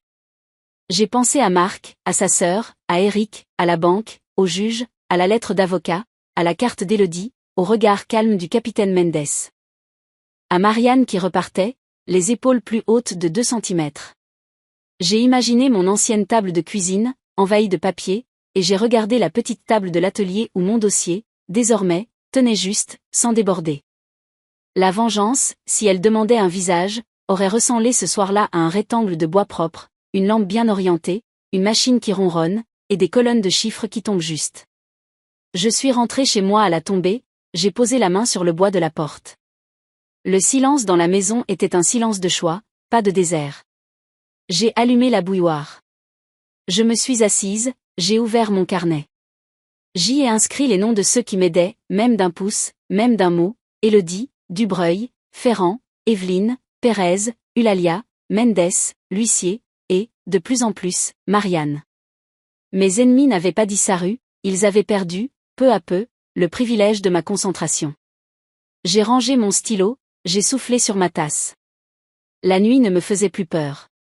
Elle avait pris l'habitude de me trouver occupée. J'y croyais avoir appris tous les bruits de cette histoire, le glissement d'une enveloppe sous la porte, le claquement sec d'un cachet d'huissier, le ronron paisible de ma machine, mais il y a des sons qui surprennent encore, celui d'un téléphone qui vibre sur la table de l'atelier pendant que l'aiguille est plantée dans le tissu, vous obligeant à lever les yeux, à tenir le fil entre 2 doigts pour ne pas tout défaire. Ce mardi-là, c'était Maître Dubreuil. Sa voix avait la netteté des jours importants. Le juge vient de notifier la mise en examen d'Éric Vautrin pour complicité d'abus de confiance et subornation de témoins. Contrôle judiciaire strict. Il lui est interdit d'entrer en contact avec vous, directement ou indirectement. Je suis resté un instant sans parler, la main posée sur le lainage noir de Madame Eulalia, comme si la nouvelle s'était déposée dans la trame même du tissu. On avance, a ajouté l'avocate. J'ai répondu, on tient. Dans l'après-midi, j'ai poussé la porte de l'étude de Maître Ferrand, le notaire. Il m'attendait avec 2 feuillets prêts, d'une écriture très noire. Demande d'inscription provisoire d'hypothèque judiciaire sur la part de monsieur dans l'immeuble, à titre conservatoire. Et mention au service de la publicité foncière de la procédure en cours. Sa phrase avait l'allure d'un garde-corps que l'on visse au bon endroit. J'ai signé, et je me suis surprise à repenser aux rampes d'escalier de l'école, celles sur lesquelles les enfants glissent la main sans regarder, confiants. Au sortir, la pluie avait lavé à l'aise, les trottoirs sentaient la pierre propre. Le lendemain, Marianne est passée tôt, manteau fermé jusqu'au cou, un parapluie dégoulinant dans la main. Elle avait apporté des cahiers d'écolier à rafistoler. On m'a convoqué par la direction, a-t-elle dit en déposant le sac. On veut évaluer si ma présence perturbe le climat scolaire. Elle a grimacé. Je lui ai tendu une serviette pour essuyer son parapluie. Je peux demander à mon avocate un court courrier factuel, ai-je proposé, disant que vous n'avez jamais été sollicité pour attester de quoi que ce soit, que vous avez refusé toute pression, que vous n'êtes pas concerné par la procédure. Elle a hésité, puis a soufflé, « Je veux bien ». Ce n'était pas de la bravade, c'était la demande sobre d'une femme qui ne veut pas se noyer dans la vague d'un autre. J'ai envoyé un message à maître Dubreuil, elle a confirmé, « Je vous fais un courrier pour la dirne d'école ». Quelques lignes. Sec et propre. Vers midi, un recommandé m'attendait à la maison, le cabinet d'avocats de Vautrin proposait une transaction amiable, un papier lisse, des mots ronds qui, traduits, disaient « Taisez-vous, retirez votre constitution de partie civile, et nous envisagerons un arrangement ». Je n'ai pas eu besoin d'appeler maître Dubreuil pour savoir quoi en faire. J'ai glissé la lettre dans la pochette rouge, j'ai écrit au bas « Non ». Un nom privé, mais qui tenait. Le soir, j'ai reçu un courriel d'Élodie, la directrice d'agence qui m'avait ouvert les comptes. Outil d'épargne sécurisé activé. Double authentification testée. Note interne ajoutée, aucune communication tiers. J'ai senti une paix de petit matin. Les mots activés, testés, ajoutés ont la douceur des gestes accomplis. Le jeudi, j'ai inauguré l'atelier comme on ritue une pièce, un thermos de café, 2 verres d'eau, un petit bouquet de feuilles de chêne sur la table, la robe de Madame Eulalia pendue au portant, prête pour l'essayage final. Marianne, qui était passée avant sa classe, a remis droit un coussin, soulevé un PAN de tissu, vérifié que la craie n'avait pas laissé de poussière sur l'ourlet. On dirait une veille d'examen, a-t-elle dit. C'en est un, ai-je répondu. Quand Madame Eulalia est entrée, l'air venu d'user accroché à son foulard, j'ai senti mon cœur battre au rythme de la machine, comme si l'aiguille continuait en sourdine son va-et-vient à l'intérieur de moi. Elle a enfilé la robe, s'est regardée, de biais, dans le miroir, puis a tourné lentement sur elle-même. Parfait. Elle n'a à ajouter un mot. Elle a sorti son chéquier, a noté le montant que nous avions fixé, à 1 euro de moins, a posé le stylo. J'ai parlé de vous à 2 amis. Elle a glissé sa carte sur la table. Et à Élodie, encore. Elle m'a dit de vous dire que votre dossier bancaire était solide et propre. Les mots qui comptent. Puis, à demi-voix, on dirait que votre calme est contagieux. J'ai souri. Le calme ne se décide pas, il s'entraîne. Dans l'après-midi, le téléphone a sonné à l'atelier. Capitaine Mendes. On a retrouvé, sur l'ordi de l'agence, des brouillons d'attestation. Le vôtre, et 2 autres. Même trame, même jeudi. C'est versé au dossier. Il a marqué une pause. On prépare une confrontation avec Monsieur Morel, si vous l'acceptez. Pour opposer vos chagrins, pour verrouiller des dates. J'ai appuyé le combiné contre mon oreille. J'accepte, ai-je dit simplement. Je n'avais pas envie de voir Marc, mais j'avais le désir clair que chaque vis soit serrée. Le lendemain, j'ai rédigé, pour la première fois depuis longtemps, une liste à faire qui ne comportait aucune ligne judiciaire, acheter du fil crème, commander des is invisibles, récupérer la crétailleur, passer à la cordonnerie. À midi, Marianne a frappé timidement, un petit sac de course à la main. Pour vous, a-t-elle murmuré. À l'intérieur, des pommes, du pain, 2 yaourts, et une note maladroite, pour l'atelier. Elle avait posé sur la table ses doigts tachés d'encre, l'air de s'excuser d'exister. Merci, ai-je dit, avec une sincérité qui m'a surprise. J'ai senti, tout à coup, à quel point j'avais manqué de gestes gratuits ces derniers mois, des gestes sans contrepartie, qui n'exigent ni mot ni promesse.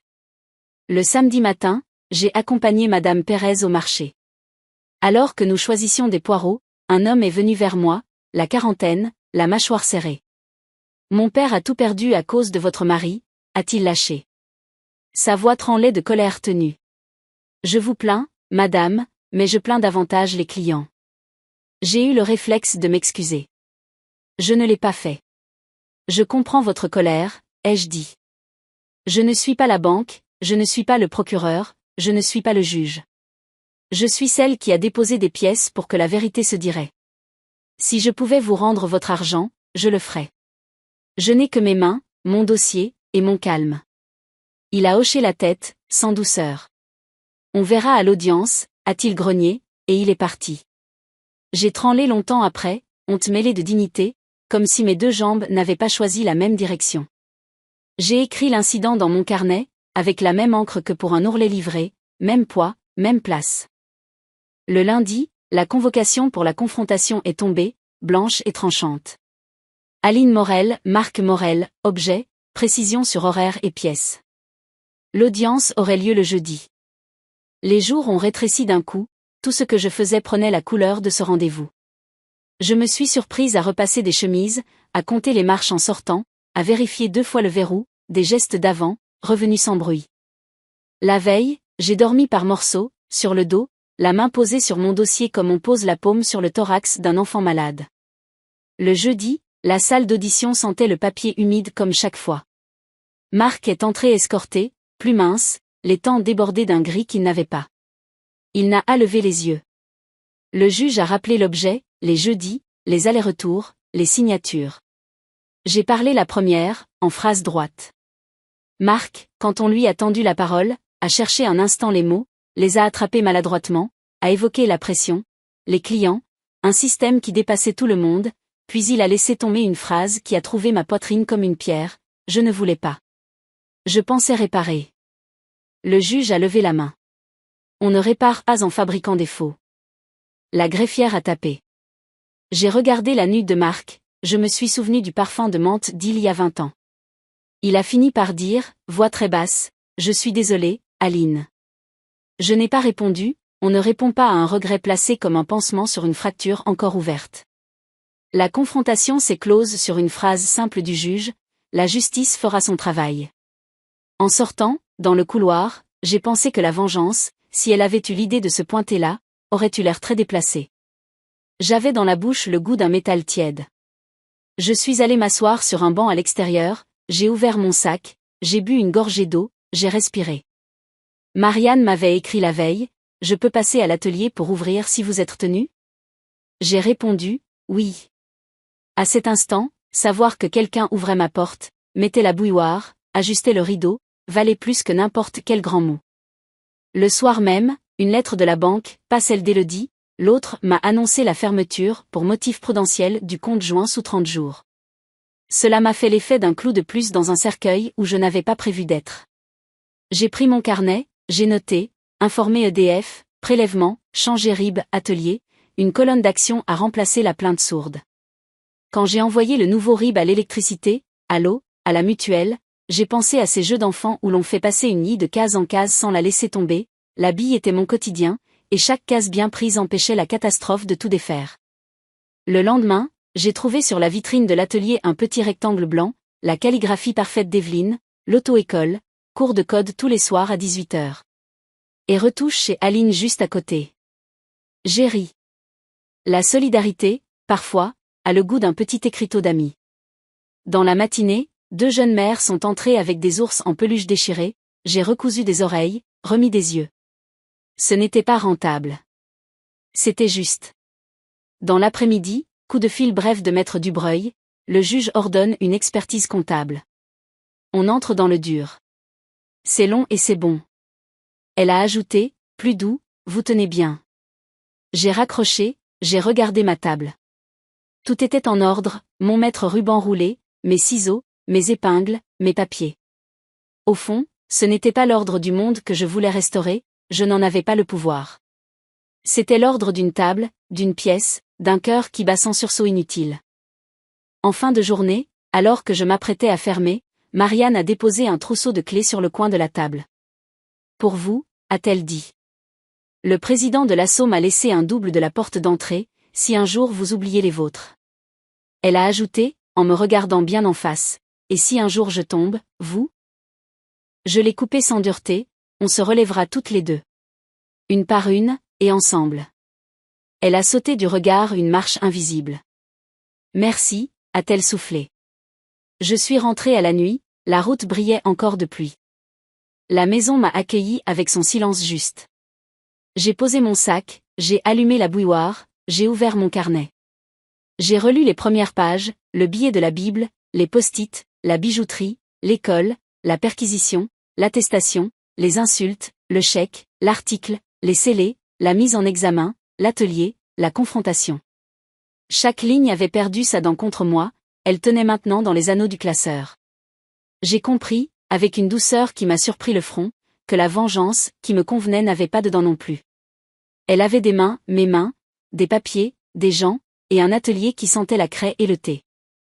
Le reste viendrait. Je n'avais pas besoin de le hâter.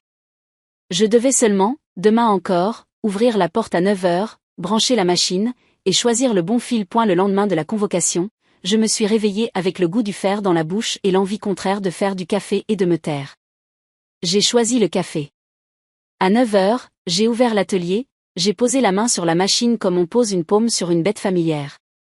Le monde judiciaire, là-bas, continuait sa mécanique expertise comptable, audition, scellé. Ici, le fil passait dans le chat, les ciseaux coupaient net, la craie traçait des lignes obéissantes. Cette alternance me sauvait. À 11 heures, un courriel de Maître Dubreuil, l'expert comptable judiciaire demande vos relevés de dépenses personnelles sur un an, non pour vous suspecter, pour isoler les flux de Monsieur Morel. Accordez l'accès via votre banque, Élodie, point. La phrase a traversé ma poitrine comme un froid, même quand on n'est pas coupable, on se sent nu quand on étale sa vie en colonne. J'ai appelé Élodie, sa voix avait cette clarté professionnelle dont on fait des marches. Je m'en occupe. Autorisation limitée, sécurisée. On ne regarde que ce qui est demandé, à cette période, rien de plus. Et je garde trace de qui ouvre quoi, à quelle heure. C'est la loi, mais c'est aussi votre tranquillité. Elle a ajouté, plus bas, l'expert a bonne réputation. Vous n'êtes à son gibier. L'après-midi, Marianne est passée avec une chemise cartonnée, le courrier de Maître Dubreuil à la direction. Merci. Elle a soufflé, soulagée, on m'a reçu. Le directeur a lu, a hoché la tête. Restez concentrés sur les enfants, Madame Duclos, il a dit. Pas de sanction. J'ai senti un fil se détendre entre nous. Elle a regardé l'atelier, un peu fière comme si elle l'avait repeint elle-même. J'ai parlé du local à 2 mères. Elles viendront pour des déguisements. Elle n'a pas ajouté que ce serait payant, ni demandé une remise. Elle était entrée dans la catégorie rare des gens qui posent, sans bruit, des pierres de guet. Ce soir-là, j'ai trouvé dans ma boîte aux lettres une invitation pliée en 2, papier ivoire épais, réunion d'information collectif des clients lésés salle des fêtes d'Alès jeudi 18h. J'ai tourné l'invitation entre mes doigts. Je n'étais pas cliente lésée, j'étais épouse de partie civile pour un préjudice moral et domestique et pourtant, quelque chose me disait d'y aller. Ah, pour parler, pour écouter. Le lendemain, j'ai fermé l'atelier 1 heure plus tôt et j'ai pris une chaise au fond de la salle. Une 50aine de personnes, surtout des retraités, quelques commerçants, 2 jeunes cadres serrés dans leurs vestes. On a évoqué les comptes à cheval entre 2 caisses, des virements d'appoint, qui seront régularisés lundi, la confiance mise dans Monsieur Morel et Monsieur Vautrin, les virements nocturnes. À la fin, une femme aux cheveux courts a pris la parole, il y a aussi la femme de. Elle n'y est pour rien. Des regards m'ont trouvé au fond, j'ai baissé les yeux puis je l'ai relevé, doucement. Un vieux monsieur s'est approché à la sortie. J'ai été dur l'autre jour au marché, a-t-il dit. Je n'étais pas aimable. Sa main tremblait un peu. Je vous souhaite du courage. Je lui ai serré la main. Le courage, j'ai pensé, c'est sans doute de ne pas refuser une poignée quand on vous l'offre, même après une gifle point le lendemain, alors que je coupais un lainage bleu nuit pour une jupe, le téléphone a sonné, cabinet du juge d'instruction. La greffière, ponctuelle, m'a informé que l'expertise préliminaire fait apparaître un circuit parallèle de validation des virements, contournant la double signature, activé certains jeudis entre 21h et 23h30. Puis, des messages ont été retrouvés, brouillon d'attestation, consigne interne, ne pas alerter, signé EV. Elle n'a pas ajouté, comme vous l'aviez dit. Elle n'avait à la me flatter. Elle a conclu par, une audience de contrôle des mesures sera fixée. J'ai remercié. Après avoir raccroché, je suis resté un moment à regarder le tissu. Le bleu nuit avait une profondeur qui avalait l'encre. Il y avait là un repos. Dans l'après-midi, j'ai pris le bus pour Nîmes. Maître Ferrand m'attendait avec un autre apperbord de notaire, changement de régime matrimonial, si vous entamez une procédure de divorce, séparation de biens. Ce n'est à l'instant, mais c'est l'horizon. En attendant, l'inscription provisoire d'hypothèque est enregistrée. Et j'ai déposé au service foncier une mention « Signalement procédure pénale en cours ». Un acquéreur sérieux ne se risquera pas à acheter la maison sans éclaircissement. Il a ajouté, presque paternel, « Vous aurez le temps de décider ». Le temps, ce mot me revenait désormais comme une bénédiction laïque. Le samedi, épreuve plus triviale, la fermeture prudentielle de l'ancien compte joint s'est rapprochée. J'ai passé la matinée à modifier des ribs, à expliquer à des plateformes trop pressées que non, je ne voulais pas accélérer mon expérience. Élodie m'a guidée au téléphone, patiente. À midi, j'avais déplacé l'électricité, l'eau, la mutuelle, le téléphone, l'assurance. J'ai mangé un yaourt debout, dans l'atelier, avec une satisfaction ridicule, avoir fait passer une lie de case en case sans la laisser tomber. L'après-midi, Madame Eulalia est passée avec 2 copines bien coiffées qui parlaient en chuchotant comme si l'atelier était une chapelle. L'une voulait une jupe en crêpe, l'autre un pantalon de costume qui tombe comme il faut. Elles ont regardé mes mains tracer des pinces, elles ont fait des hauts discrets. En payant, l'une d'elles a glissé, « On vous a beaucoup vu, ces derniers jours. » C'était une phrase à double fond. J'ai répondu avec le ton juste, j'essaie de me montrer au bon endroit. Elle a souri. L'argent n'était pas un salut, c'était de l'air. Mais parfois, on respire mieux quand l'air n'est pas compté. Le lundi, j'ai reçu, par l'avocat de Marc, une lettre courte, la première qui ne mentait pas par omission. Ma cliente vous informe que Monsieur Morel propose que Madame Morel conserve la jouissance du domicile jusqu'à décision sur le fond, et qu'il ne réclamera aucune art sur le matériel professionnel acquis récemment. Proposition dans l'attente d'un accord global. J'ai lu 2 fois. Le mot jouissance m'a heurté comme une pierre jurée dans l'église, il dit une réalité, mais il sonne mal. Je l'ai transmis à Maître Dubreuil. Sa réponse est revenue rapidement, on accepte la jouissance et la renonciation sur le matériel, par courrier d'avocat. Pas d'accord global avant l'expertise. Pas de divorce précipité. On construit. J'ai respiré plus bas. Ce n'était ni un pardon ni une grâce. C'était une poutre posée. Dans la semaine, Marianne a commencé ses heures à l'atelier, 2 soirs, 3 heures, rangement, accueil, prise de mesures si nécessaire. Elle travaille en silence. Parfois, une phrase se risque. J'avais 18 ans quand j'ai commencé les remplacements. Ou, ma mère disait qu'on peut être digne même quand on a chaud. Elle n'a jamais parlé de Marc. Je n'ai jamais posé de questions. Un soir, alors que la nuit tombait sur la cour avec une douceur de velours, elle a laissé échapper, je ne dors pas très bien.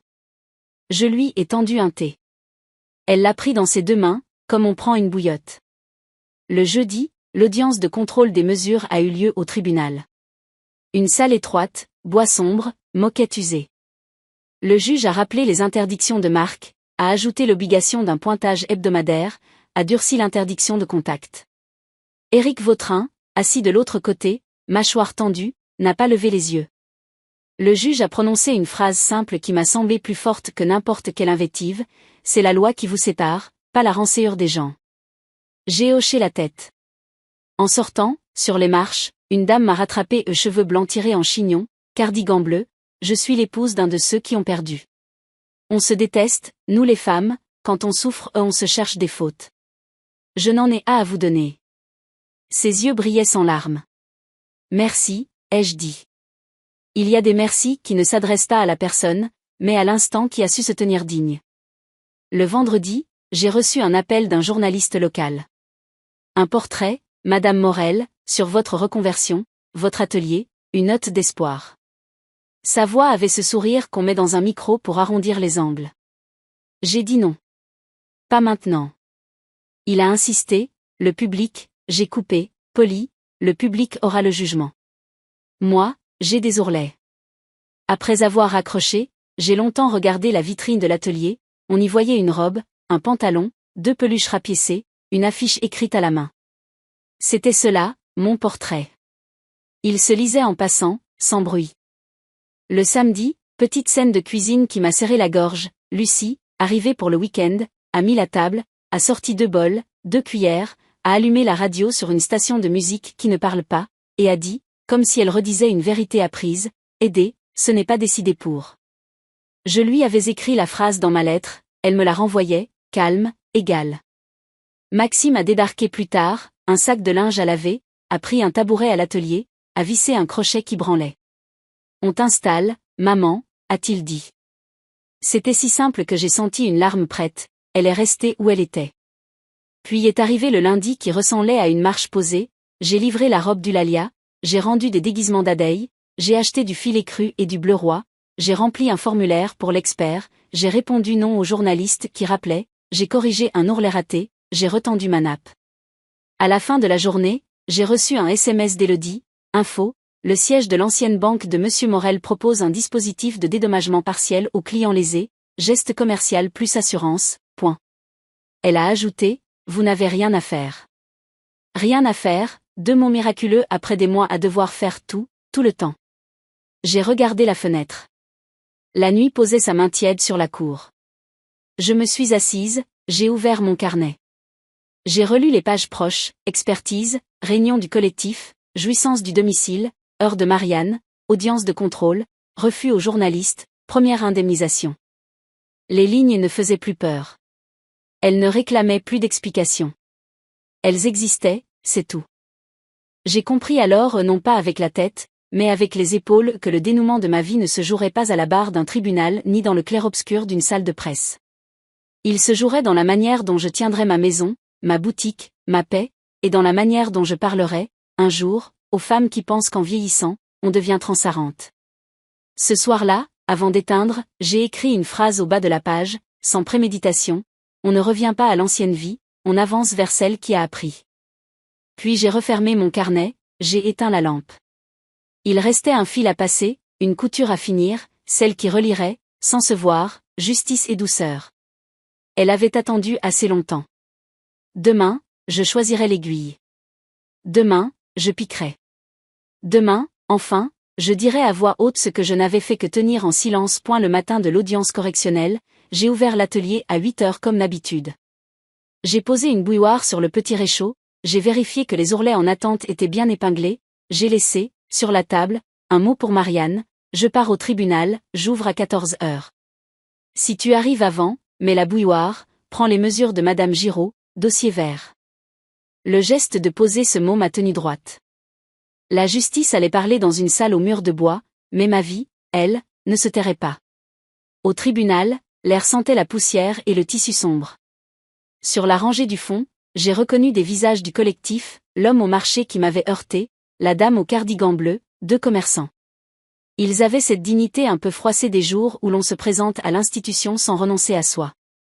Maître Dubreuil m'a indiqué une chaise. On ne s'éparpille pas, Aline. On est là pour les faits et le droit. Elle avait un tailleur simple et un regard qui ne cherchait pas la scène. Marc est entré. Amaigri, cou tendu, costume qui avait du mal à tomber juste. Il n'a à chercher mes yeux. Éric Vautrin est arrivé ensuite, la mâchoire serrée, la cravate trop sage. L'audience a commencé par la lecture de l'ordonnance de renvoi, abus de confiance, faux et usage de faux, complicité, subornation de témoins. Les mots n'étaient plus des rumeurs, ils avaient une place, une date, un numéro de parquet. Le président a rappelé calmement la différence entre l'erreur et la faute, entre l'ombre des bureaux et la lumière de la loi. L'expert comptable a pris la barre, il a expliqué les flux parallèles du jeudi soir, les validations contournant la double signature, les attestations type retrouvées, le rôle du directeur, les mais ne pas alertés signés EV. Chaque phrase tombait avec un bruit de vis-concert. Quand ce fut au tour des parties civiles, la dame au cardigan bleu a parlé la première. Sa voix tremblait un peu, puis s'est posée, on ne veut pas qu'on nous rende notre naïveté, on veut qu'on nous rende notre droit de ne pas être méprisé. L'homme du marché, celui qui m'avait apostrophé, a dit, plus rauque, je suis en colère, mais je veux bien vivre. Les commerçants ont évoqué des loyers, des échéances, des nuits blanches. Maître Dubreuil a ensuite pris la parole pour moi, sobrement, ma cliente a subi le vacillement d'une maison, d'un nom, d'un quotidien. Elle n'est pas ici pour régler ses comptes sentimentaux. Elle est ici pour dire qu'elle a tenu les siens en ordre, pendant que d'autres déréglaient ce qui ne leur appartenait pas. Elle demande la reconnaissance de son préjudice moral et domestique, ainsi que le remboursement des frais engagés pour se protéger, et, surtout, que la loi trace la ligne qui sépare les conjoints des complices. Je suis restée immobile, mes mains posées l'une sur l'autre. Je n'avais rien à ajouter. Marc a parlé peu. Je voulais réparer, le président l'a arrêté doucement, on ne répare pas un trou en creusant à côté. Éric a tenté l'assurance, je n'ai jamais intimidé madame. Maître Dubreuil a soulevé la copie de l'attestation pré-remplie, la photo du numéro manuscrit avec le crochet au V, les messages ne pas alertés. Le président a fait signe à la greffière. Les touches ont cliqueté. L'audience a duré 3 heures. Puis est venu ce moment étrange, l'entre-deux, mise en délibéré, jugement dans 6 semaines. Les mots ont flotté un instant dans l'air, comme une nappe qu'on déplie. La salle s'est vidée dans un froissement de manteau. Sur les marches du tribunal, le capitaine Mendes m'a juste salué d'un hochement. Vous avez tenu. J'ai acquiescé. Je n'étais pas soulagé, pas encore. Je n'étais pas brisé non plus. Je me suis sentie à la fois plus lourde et plus vraie, comme si mes os avaient accepté un poids qui leur revenait. J'ai pris le bus de midi, j'ai ouvert l'atelier à 14 heures. Marianne avait mis la bouilloire, comme je le lui avais demandé. Ça c'est ? Elle n'a pas fini. Ça s'est tenu, ai-je répondu. Elle a souri, un sourire sans pitié. Les 6 semaines suivantes ont été une couture fine. Le matin, je notais les échéances, les commandes, les relances d'assurance, l'après-midi, j'alignais les pinces et les ourlets. Élodie a confirmé par mail l'ouverture d'un microcrédit pour l'atelier, un petit montant, de quoi acheter une seconde machine, un fer professionnel, 2 portants. Maître Ferrand m'a reçu pour une orientation en cas de divorce, séparation de biens, liquidation, jouissance du domicile acté par accord d'avocat. Vous ne vous précipitez pas, a-t-il appuyé, presque doux. Vous fixez les lignes. Au marché, l'homme de la fois dernière m'a aidé à porter un sac. Pas besoin, ai-je dit. Si, a-t-il tranché. Nous n'avons pas dit merci. Nous avons juste fait quelques pas ensemble entre les étals. Un mercredi, la direction de l'école a confirmé la reconduction de Marianne jusqu'à la fin de l'année scolaire. Climat apaisé, disait la lettre. Elle est arrivée à l'atelier avec la feuille froissée dans sa main. Je peux continuer ici le soir ? Oui, ai-je dit.